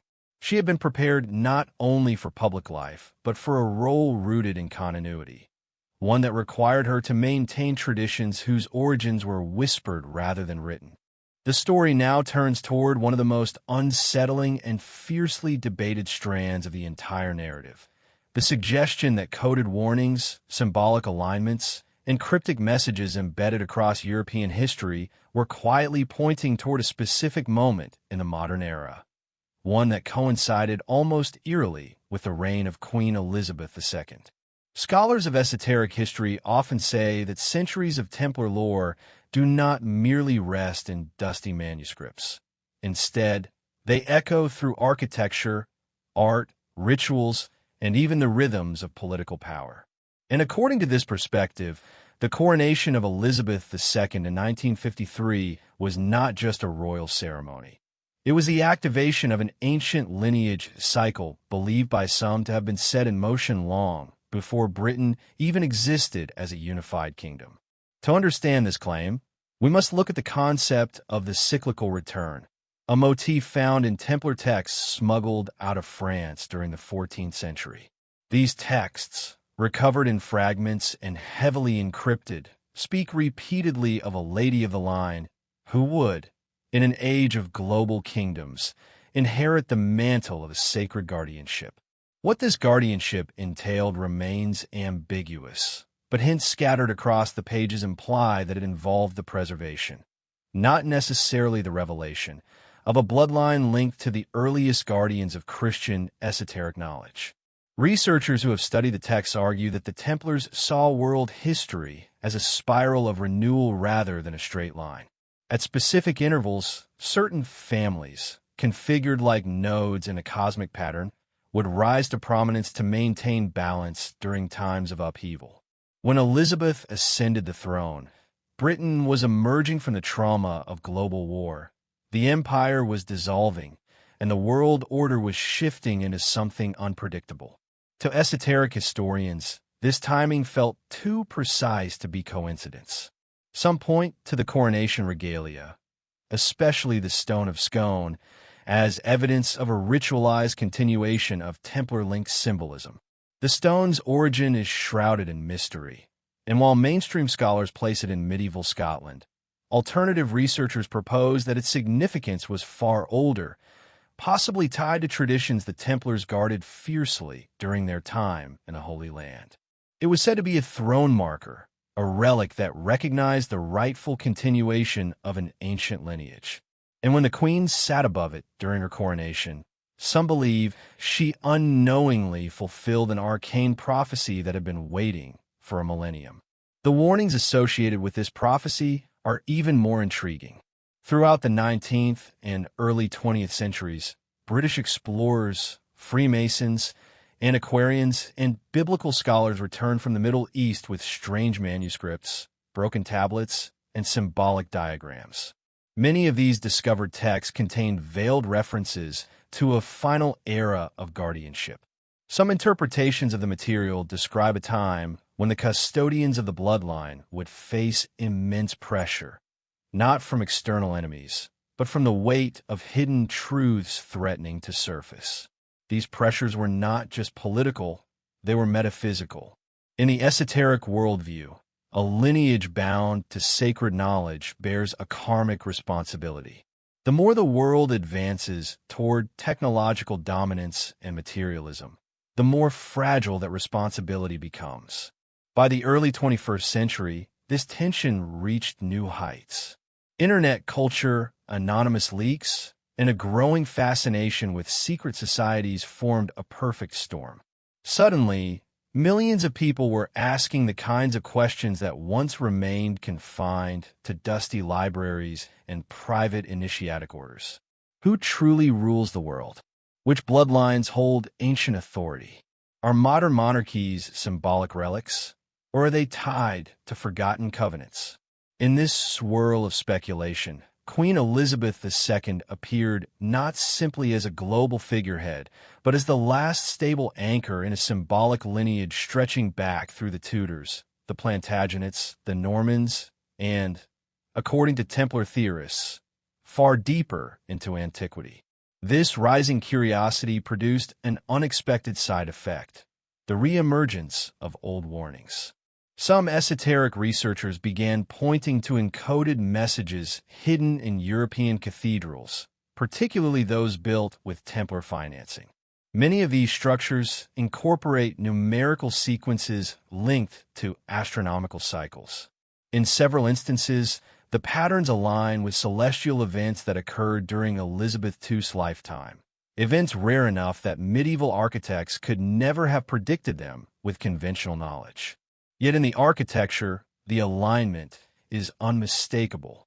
A particular alignment of the sun with the rose window at Rosslyn Chapel, for example, occurred within days of certain pivotal moments in the Queen's reign, moments involving global crises or significant royal transitions. How could medieval builders encode events that would unfold centuries later? This is where the theories diverge sharply. Rational environmental historians argue that any alignment is coincidence or wishful interpretation. But esoteric researchers maintain that the Templars worked with a type of sacred mathematics, an inherited tradition from the builders of ancient temples, that allowed them to map long cycles of time. These cycles were not predictions in the modern sense, but symbolic pathways, meant to resonate with future events in a way that could be recognized only by those steeped in the tradition. Among the most debated of the warnings is a cryptic message found in a 14th century manuscript known as Codex Lumen. The manuscript contains an allegorical tale about a kingdom ruled by a queen whose lineage traces back to the Keepers of the Dawn. Throughout her reign, the kingdom enjoys an era of relative stability, but as her life draws toward its final arc, the story describes a veil lifting, revealing a truth both empowering and dangerous. Those who follow the manuscript's symbolism argue that it was referring not to a literal queen, but to a cyclical archetype, a female monarch emerging at the end of a major era. The resemblance to Elizabeth II's reign is what reignited interest in the manuscript over the past decade. Perhaps the most haunting part of the Codex is the final stanza. When the Lady of the Line completes her circle, the gate of shadows shall open, and the hidden bearers shall awaken. Scholars disagree on the meaning. Some interpret gate of shadows as a metaphor for a transitional period of global instability.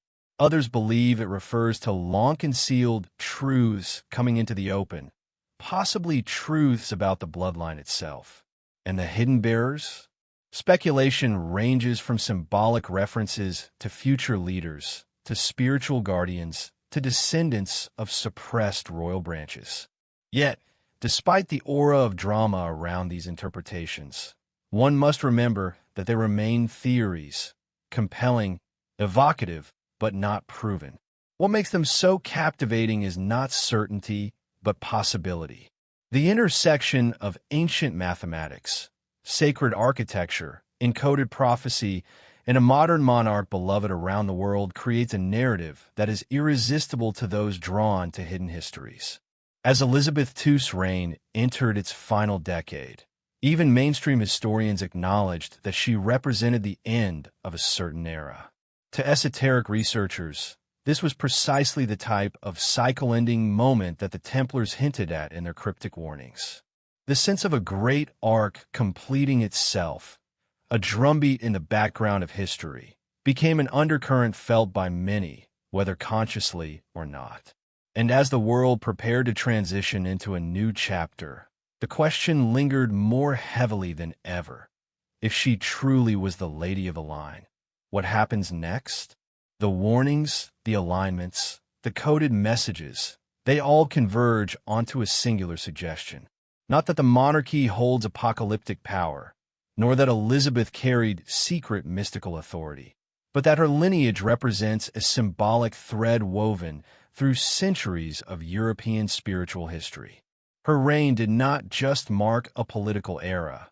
In the eyes of those who followed Templar lore, it signified the closing of a sacred chapter.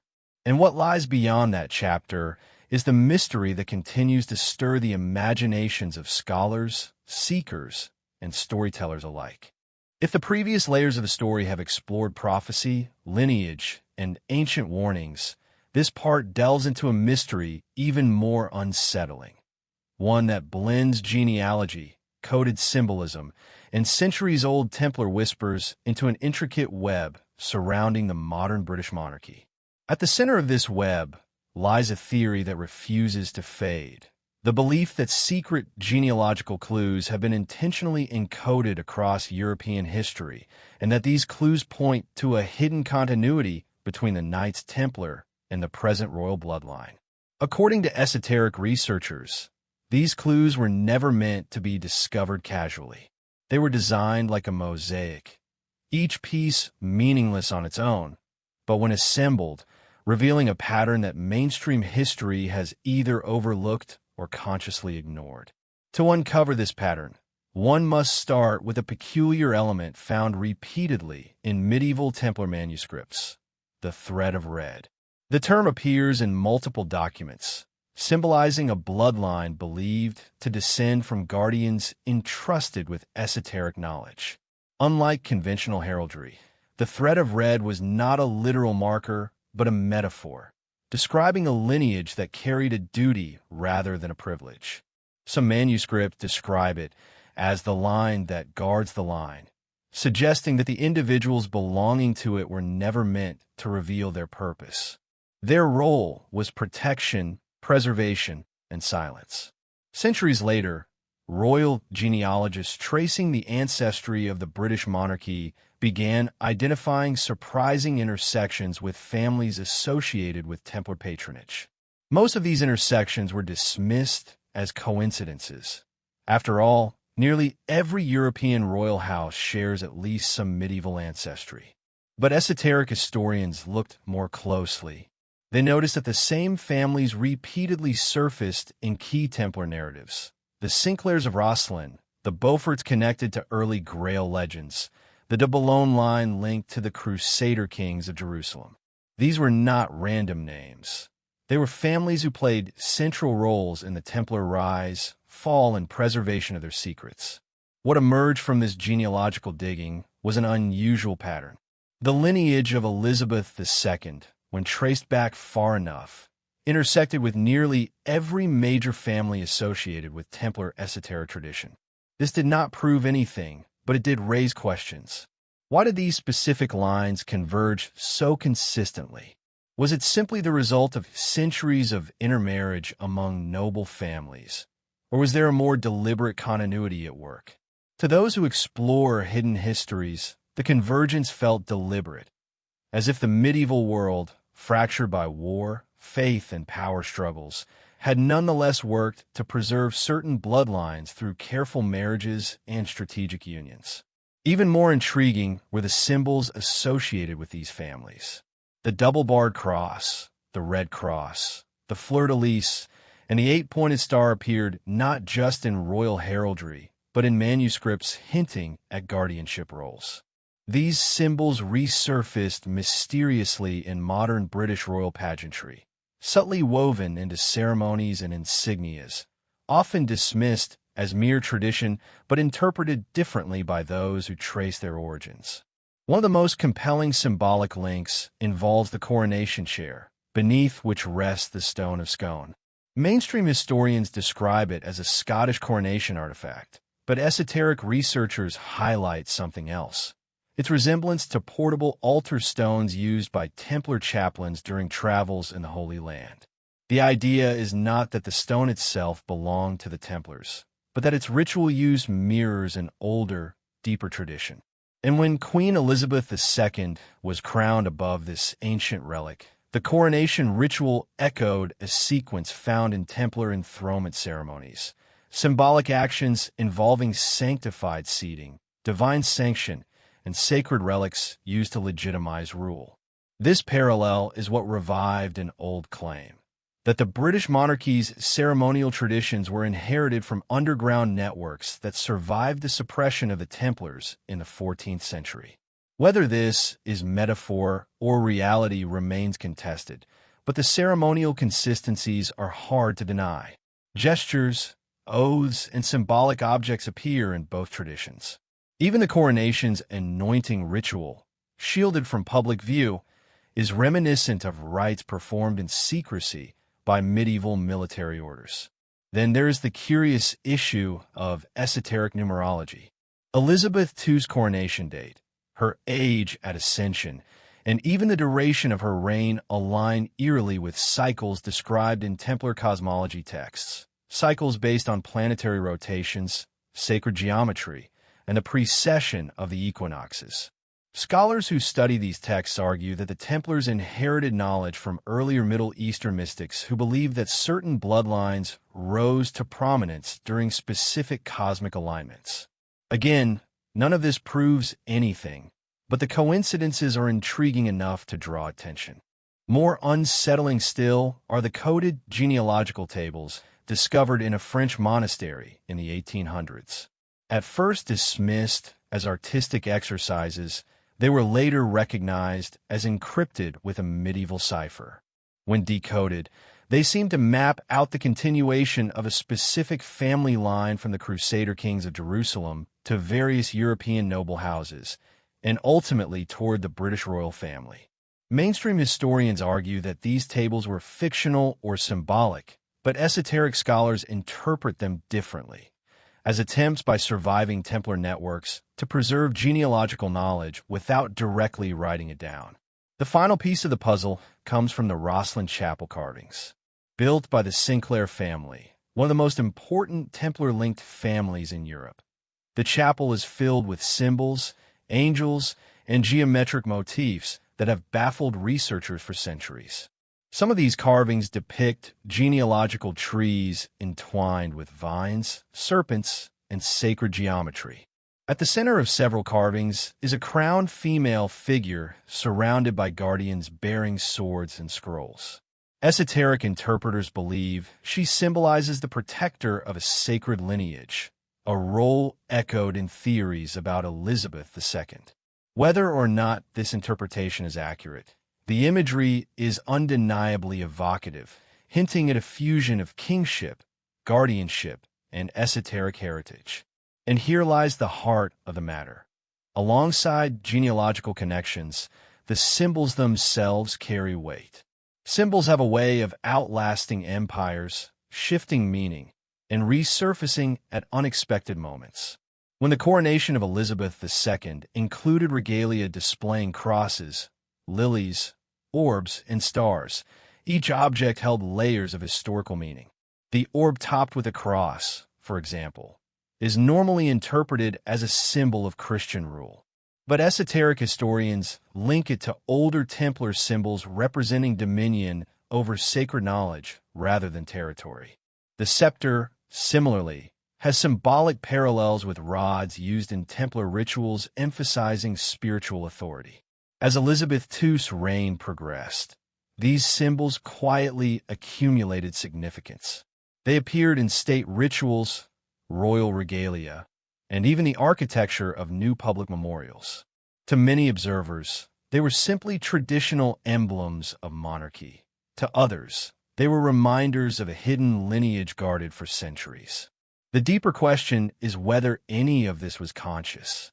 Did Elizabeth II herself understand these connections? Was she aware of the theories linking her ancestry to ancient guardianship traditions?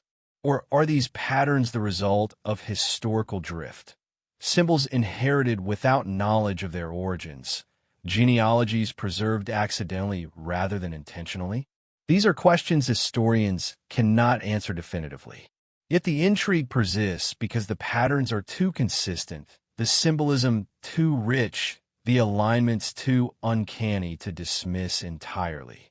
Whether one views them as coincidences, echoes of forgotten history, or signs of an intentional lineage strategy, the fascination remains. And as the world reflects on the close of her era, the symbolic weight of her reign continues to grow. In the eyes of esoteric researchers, Queen Elizabeth II was not merely a monarch. She was the latest bearer of an ancient thread, one woven through time, guarded through storms, encoded across centuries, and still shimmering faintly in the rituals and symbols of the modern age. As the long arc of this story comes to its final turn, a quiet realization emerges, one that blurs the boundaries between history, myth, and the mysterious legacy of a queen whose reign witnessed the closing of a global era. Throughout the centuries, countless narratives have risen and fallen around the British monarchy, some grounded in record, others whispered through the corridors of esoteric study. But as the world reflects on the life and passing of Queen Elizabeth II, a strange convergence takes form. It is as though the threads of legend, prophecy, and lineage, which once appeared scattered across distant centuries, now loop back to a single point, a moment where the symbolic and the historical finally touch. In the final years of her life, Elizabeth II became more than a reigning monarch. She became a symbol of continuity in a rapidly fragmenting world. Her calm presence, her unwavering sense of duty, and the sheer length of her rule gave her an almost mythic quality. But to esoteric scholars, there was something deeper at play, something that had been building across decades, unnoticed by most of the world. They argued that her reign completed a cycle that began in medieval Europe, initiated by the Templars and preserved through dynasties that shaped the Western world. The cycle was never about control, but about stewardship. The Templars, in their own mysterious way, saw themselves as guardians of a hidden balance, one that connected nations, relics, symbols, and bloodlines. And so a curious idea took hold, that Elizabeth II's passing was not just the end of a reign, but the end of an era that had been symbolically protected for centuries. In this interpretation, the Queen represented the final link in a chain connecting ancient guardianship to the modern world. When she departed, the chain did not break. It completed itself. For those who study cycles of sacred kingship, such completion marks the beginning of a transitional age, a liminal space where old truths quietly dissolve and new ones begin to surface. This does not imply upheaval, but transformation, like a torch finally being set down after 1,000 years of carrying light through shifting landscapes. In the wake of her passing, the world entered a moment of reflection. The ceremonial rituals, the solemn pageantry, and the global expressions of grief seemed to resonate with something older than the British nation, something that felt archetypal, as though humanity were unconsciously recognizing the closing of a door long kept ajar. Even those who never believed in esoteric history sensed a shift, subtle yet profound. Monarchies rise and fall, but some endings carry a symbolic weight that transcends the individuals involved.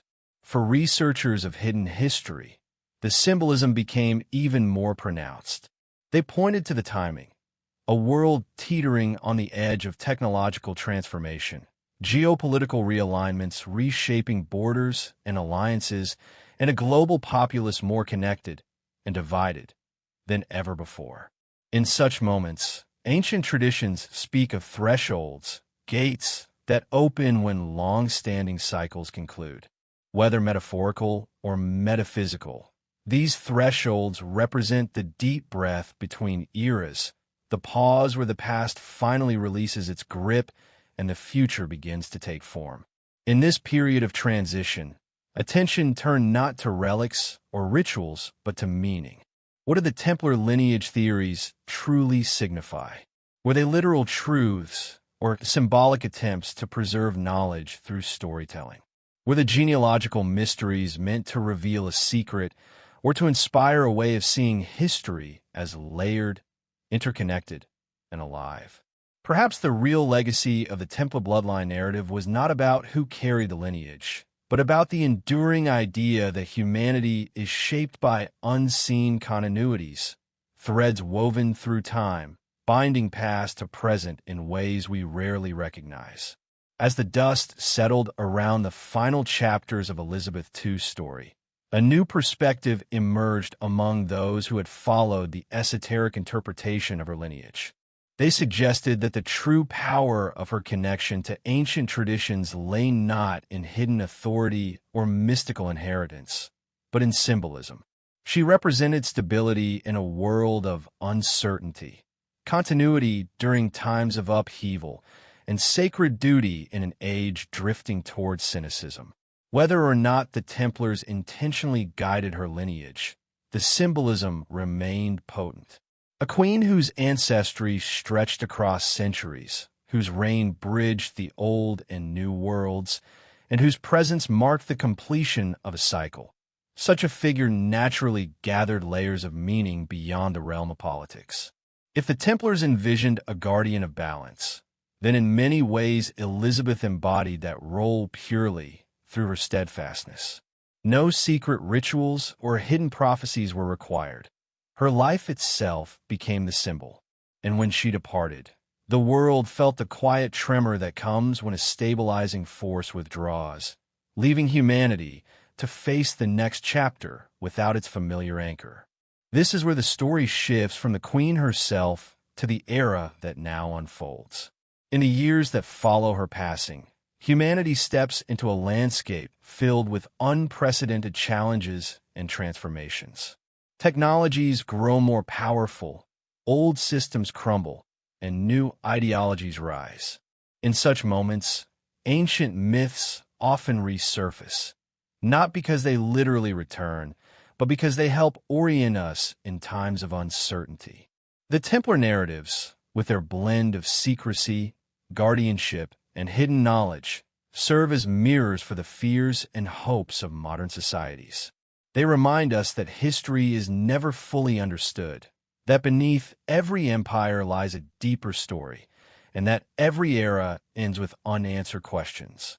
And so, as the documentary arc reaches its final breath, the focus turns inward, not to the throne, nor to ancient manuscripts, but to the enduring mystery at the heart of human civilization. Why do we search for hidden lineages? Why do we believe that secrets twist beneath the surface of recorded history? Perhaps because we sense instinctively that the world is shaped by forces larger than written narratives, forces of legacy, symbol, myth, and meaning. The story of the Templar bloodline, whether true in detail or true only in spirit, invites us to look beyond the ordinary and consider the possibility that history holds layers we have yet to uncover. Queen Elizabeth II becomes, in this sense, the final symbol of an age defined by continuity, tradition, and the quiet endurance of ancient motifs. Her life bookends a cycle that began long before her birth and now completes itself with her departure. What comes next belongs to a new generation, one no longer bound to the old patterns, yet still connected to them through the weight of inherited memory. The world now stands before a blank page. The sacred cycles, if they exist, have turned. The guardianship, if real or symbolic, has shifted. And the mysteries that once rested in shadows now drift gently into the collective imagination, waiting for new seekers to rediscover them in a future age. Whether or not the Templar bloodline was ever literal, the fascination it inspires reveals something essential. Humanity is drawn to stories that hint at deeper meanings, forgotten truths, and hidden connections that tie us to the vast tapestry of time. In this way, the story never truly ends. It simply transforms, passing from one era to the next, quietly, mysteriously, like a whispered legacy carried through generations. And thus, the cycle closes, not with a revelation, not with certainty, but with a lingering sense of wonder, a reminder that history is richer, deeper, and more enigmatic than we can ever fully grasp. The Queen's era has ended, but the ancient questions remain, inviting us to continue searching, listening, and dreaming as the next chapter of the human story begins. As the final veil falls over this long journey through hidden genealogies, ancient symbols, and whispered Templar legacies, the world finds itself standing at the threshold of a quiet but profound revelation. It is not a revelation of hard proof or irrefutable evidence, but of patterns woven so delicately through the tapestry of history that they become visible only when viewed from a distance. And now, after centuries of speculation, secrecy, and careful preservation, that tapestry feels complete. With the passing of Queen Elizabeth II, something subtle but unmistakable shifted in the collective consciousness, as if an era defined by continuity and inherited meaning had finally reached its natural conclusion. For decades, her reign seemed like a fixed point in a world that constantly changed. Wars ignited and ended, technology reshaped societies, and global alliances rose and crumbled. Yet she remained steady and unshaken, a living reminder of older rhythms and deeper time. To most, she was a symbol of stability. But to those who study the parallels between royal tradition and esoteric history, she represented something more. The final expression of a lineage that carried with it echoes of ancient guardianship. This guardianship was never about military power or secret rulership. Instead, it was the quiet stewardship of continuity, an unbroken thread stretching back through centuries of monarchs, nobles, crusaders, and mystics. Whether one believes that the Templars actively shaped this thread or that the connections emerged organically over time, the effect remains the same, a sense that Elizabeth II stood at the end of a very long corridor of history, illuminated by the faint but persistent light of forgotten ages. Her passing closed that corridor behind us, not as a dramatic collapse, but as the gentle closing of a door that had stood open for nearly 1,000 years. And as the door closed, the world entered a moment of stillness, a moment where old symbols seemed to cast their last long shadows before dissolving into the dawn of a new age. What makes this moment so powerful is the realization that the mysteries surrounding her lineage remain unresolved. The theories about Templar bloodlines, encoded genealogies, and sacred cycles remain suspended in the space between myth and possibility. No definitive answers emerged, but perhaps definitive answers were never the point. The enduring power of these mysteries lies in their capacity to provoke wonder, curiosity, in the sense that history contains more than surface-level narratives. During her reign, Queen Elizabeth II carried the weight of both the tangible and the symbolic. She presided over global transitions, witnessed the digital revolution reshape the world, and maintained a sense of order during times of cultural fragmentation. But the symbolic weight, whether consciously or unconsciously, was what intrigued esoteric scholars. They saw her not only as a monarch, but as the embodiment of a cycle nearing completion, the final figure in a lineage that, by their calculations, had been tied to sacred numerology and ancient cosmological rhythms. In this view, the Queen's life became the final chapter in a story that began long before the formation of Britain, long before the rise of Christianity, and long before the Templars themselves. It was a story of inherited guardianship, passed, preserved, and protected across millennia. Her death marked the closing of that story's most recent volume. And as humanity steps away from that closed volume, a strange question rises. What happens when an era defined by continuity ends? The answer is not simple. In ancient traditions, the end of a cycle does not bring chaos. It brings transition, a liminal moment, a space between breaths. The world is standing in that space now, a place where the old symbols still flicker but no longer dominate the imagination, and where new symbols have not yet taken form. In this in-between period, the mysteries of the past seem sharper, clearer, and more alluring than ever. People begin to look back with new eyes. They revisit the legends of the Templars, the symbolism of medieval architecture, the genealogies that bend and twist through Europe's royal families. They ask questions that were once dismissed as speculative. They search for meaning in places long forgotten. The very act of searching becomes a way of honoring the end of an era. And yet, even as interest in these mysteries grows, a deeper understanding emerges. Perhaps the true legacy of Queen Elizabeth II was not the literal inheritance of a Templar bloodline, but the symbolic inheritance of an ancient archetype. She represented endurance, duty, and the preservation of continuity, qualities once associated with sacred kingship in countless civilizations across the world. Whether the connection to Templars is factual, metaphorical, or a blend of both, the symbolism resonates because it aligns with the way she embodied her role. Her reign became a mirror in which ancient stories reflected themselves. In her presence, people saw echoes of medieval queens, guardian priestesses, mythic figures whose quiet strength guided kingdoms through turbulent ages. These echoes did not make her supernatural. They simply amplified the symbolic weight she naturally carried. But symbols like cycles eventually come to rest. As her era closed, the world felt a collective shift. It was not the end of monarchy, nor the end of history, but the end of a long pattern, one that had quietly persisted beneath the surface of political events for centuries. In the quiet aftermath, one truth became evident. The mysteries surrounding her lineage now belong to the ages. They are no longer active forces, but stories that will continue to inspire scholars, seekers, and storytellers for generations. The Templar theories, the secret genealogies, the encoded prophecies, all these now settle into the realm of myth, preserved like ancient relics in the collective memory of humanity. This, in the end, may be the most fitting conclusion. The Templars themselves were masters of symbolic storytelling.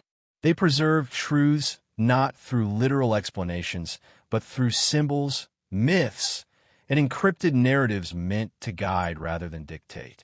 If Queen Elizabeth II truly represented the culmination of a sacred cycle, then the cycle's closing through her life was entirely in harmony with how the Templars operated, silently, subtly, through patterns rather than proclamations. And now the story passes into silence. Not a silence of emptiness, but a silence filled with meaning. the kind that lingers after the final words of an ancient tale, inviting the listener to reflect, interpret, and imagine what comes next. As the old cycle ends, the next begins to unfurl, faint and undefined. A new generation steps onto the stage of history, unbound by the weight of sacred lineage, yet still influenced by the echoes of the past. The mysteries of the Templar bloodline no longer guide the present. Instead, they haunt the imagination, waiting for new seekers to rediscover them when the time is right. And so the documentary fades not with a conclusion, but with a breath, a reminder that history is not a fixed story, but a living, shifting mosaic. Each age adds its own tiles. Each generation draws its own meaning. Queen Elizabeth II's era has ended, but the fascination with the hidden, the esoteric, and the forgotten will never end.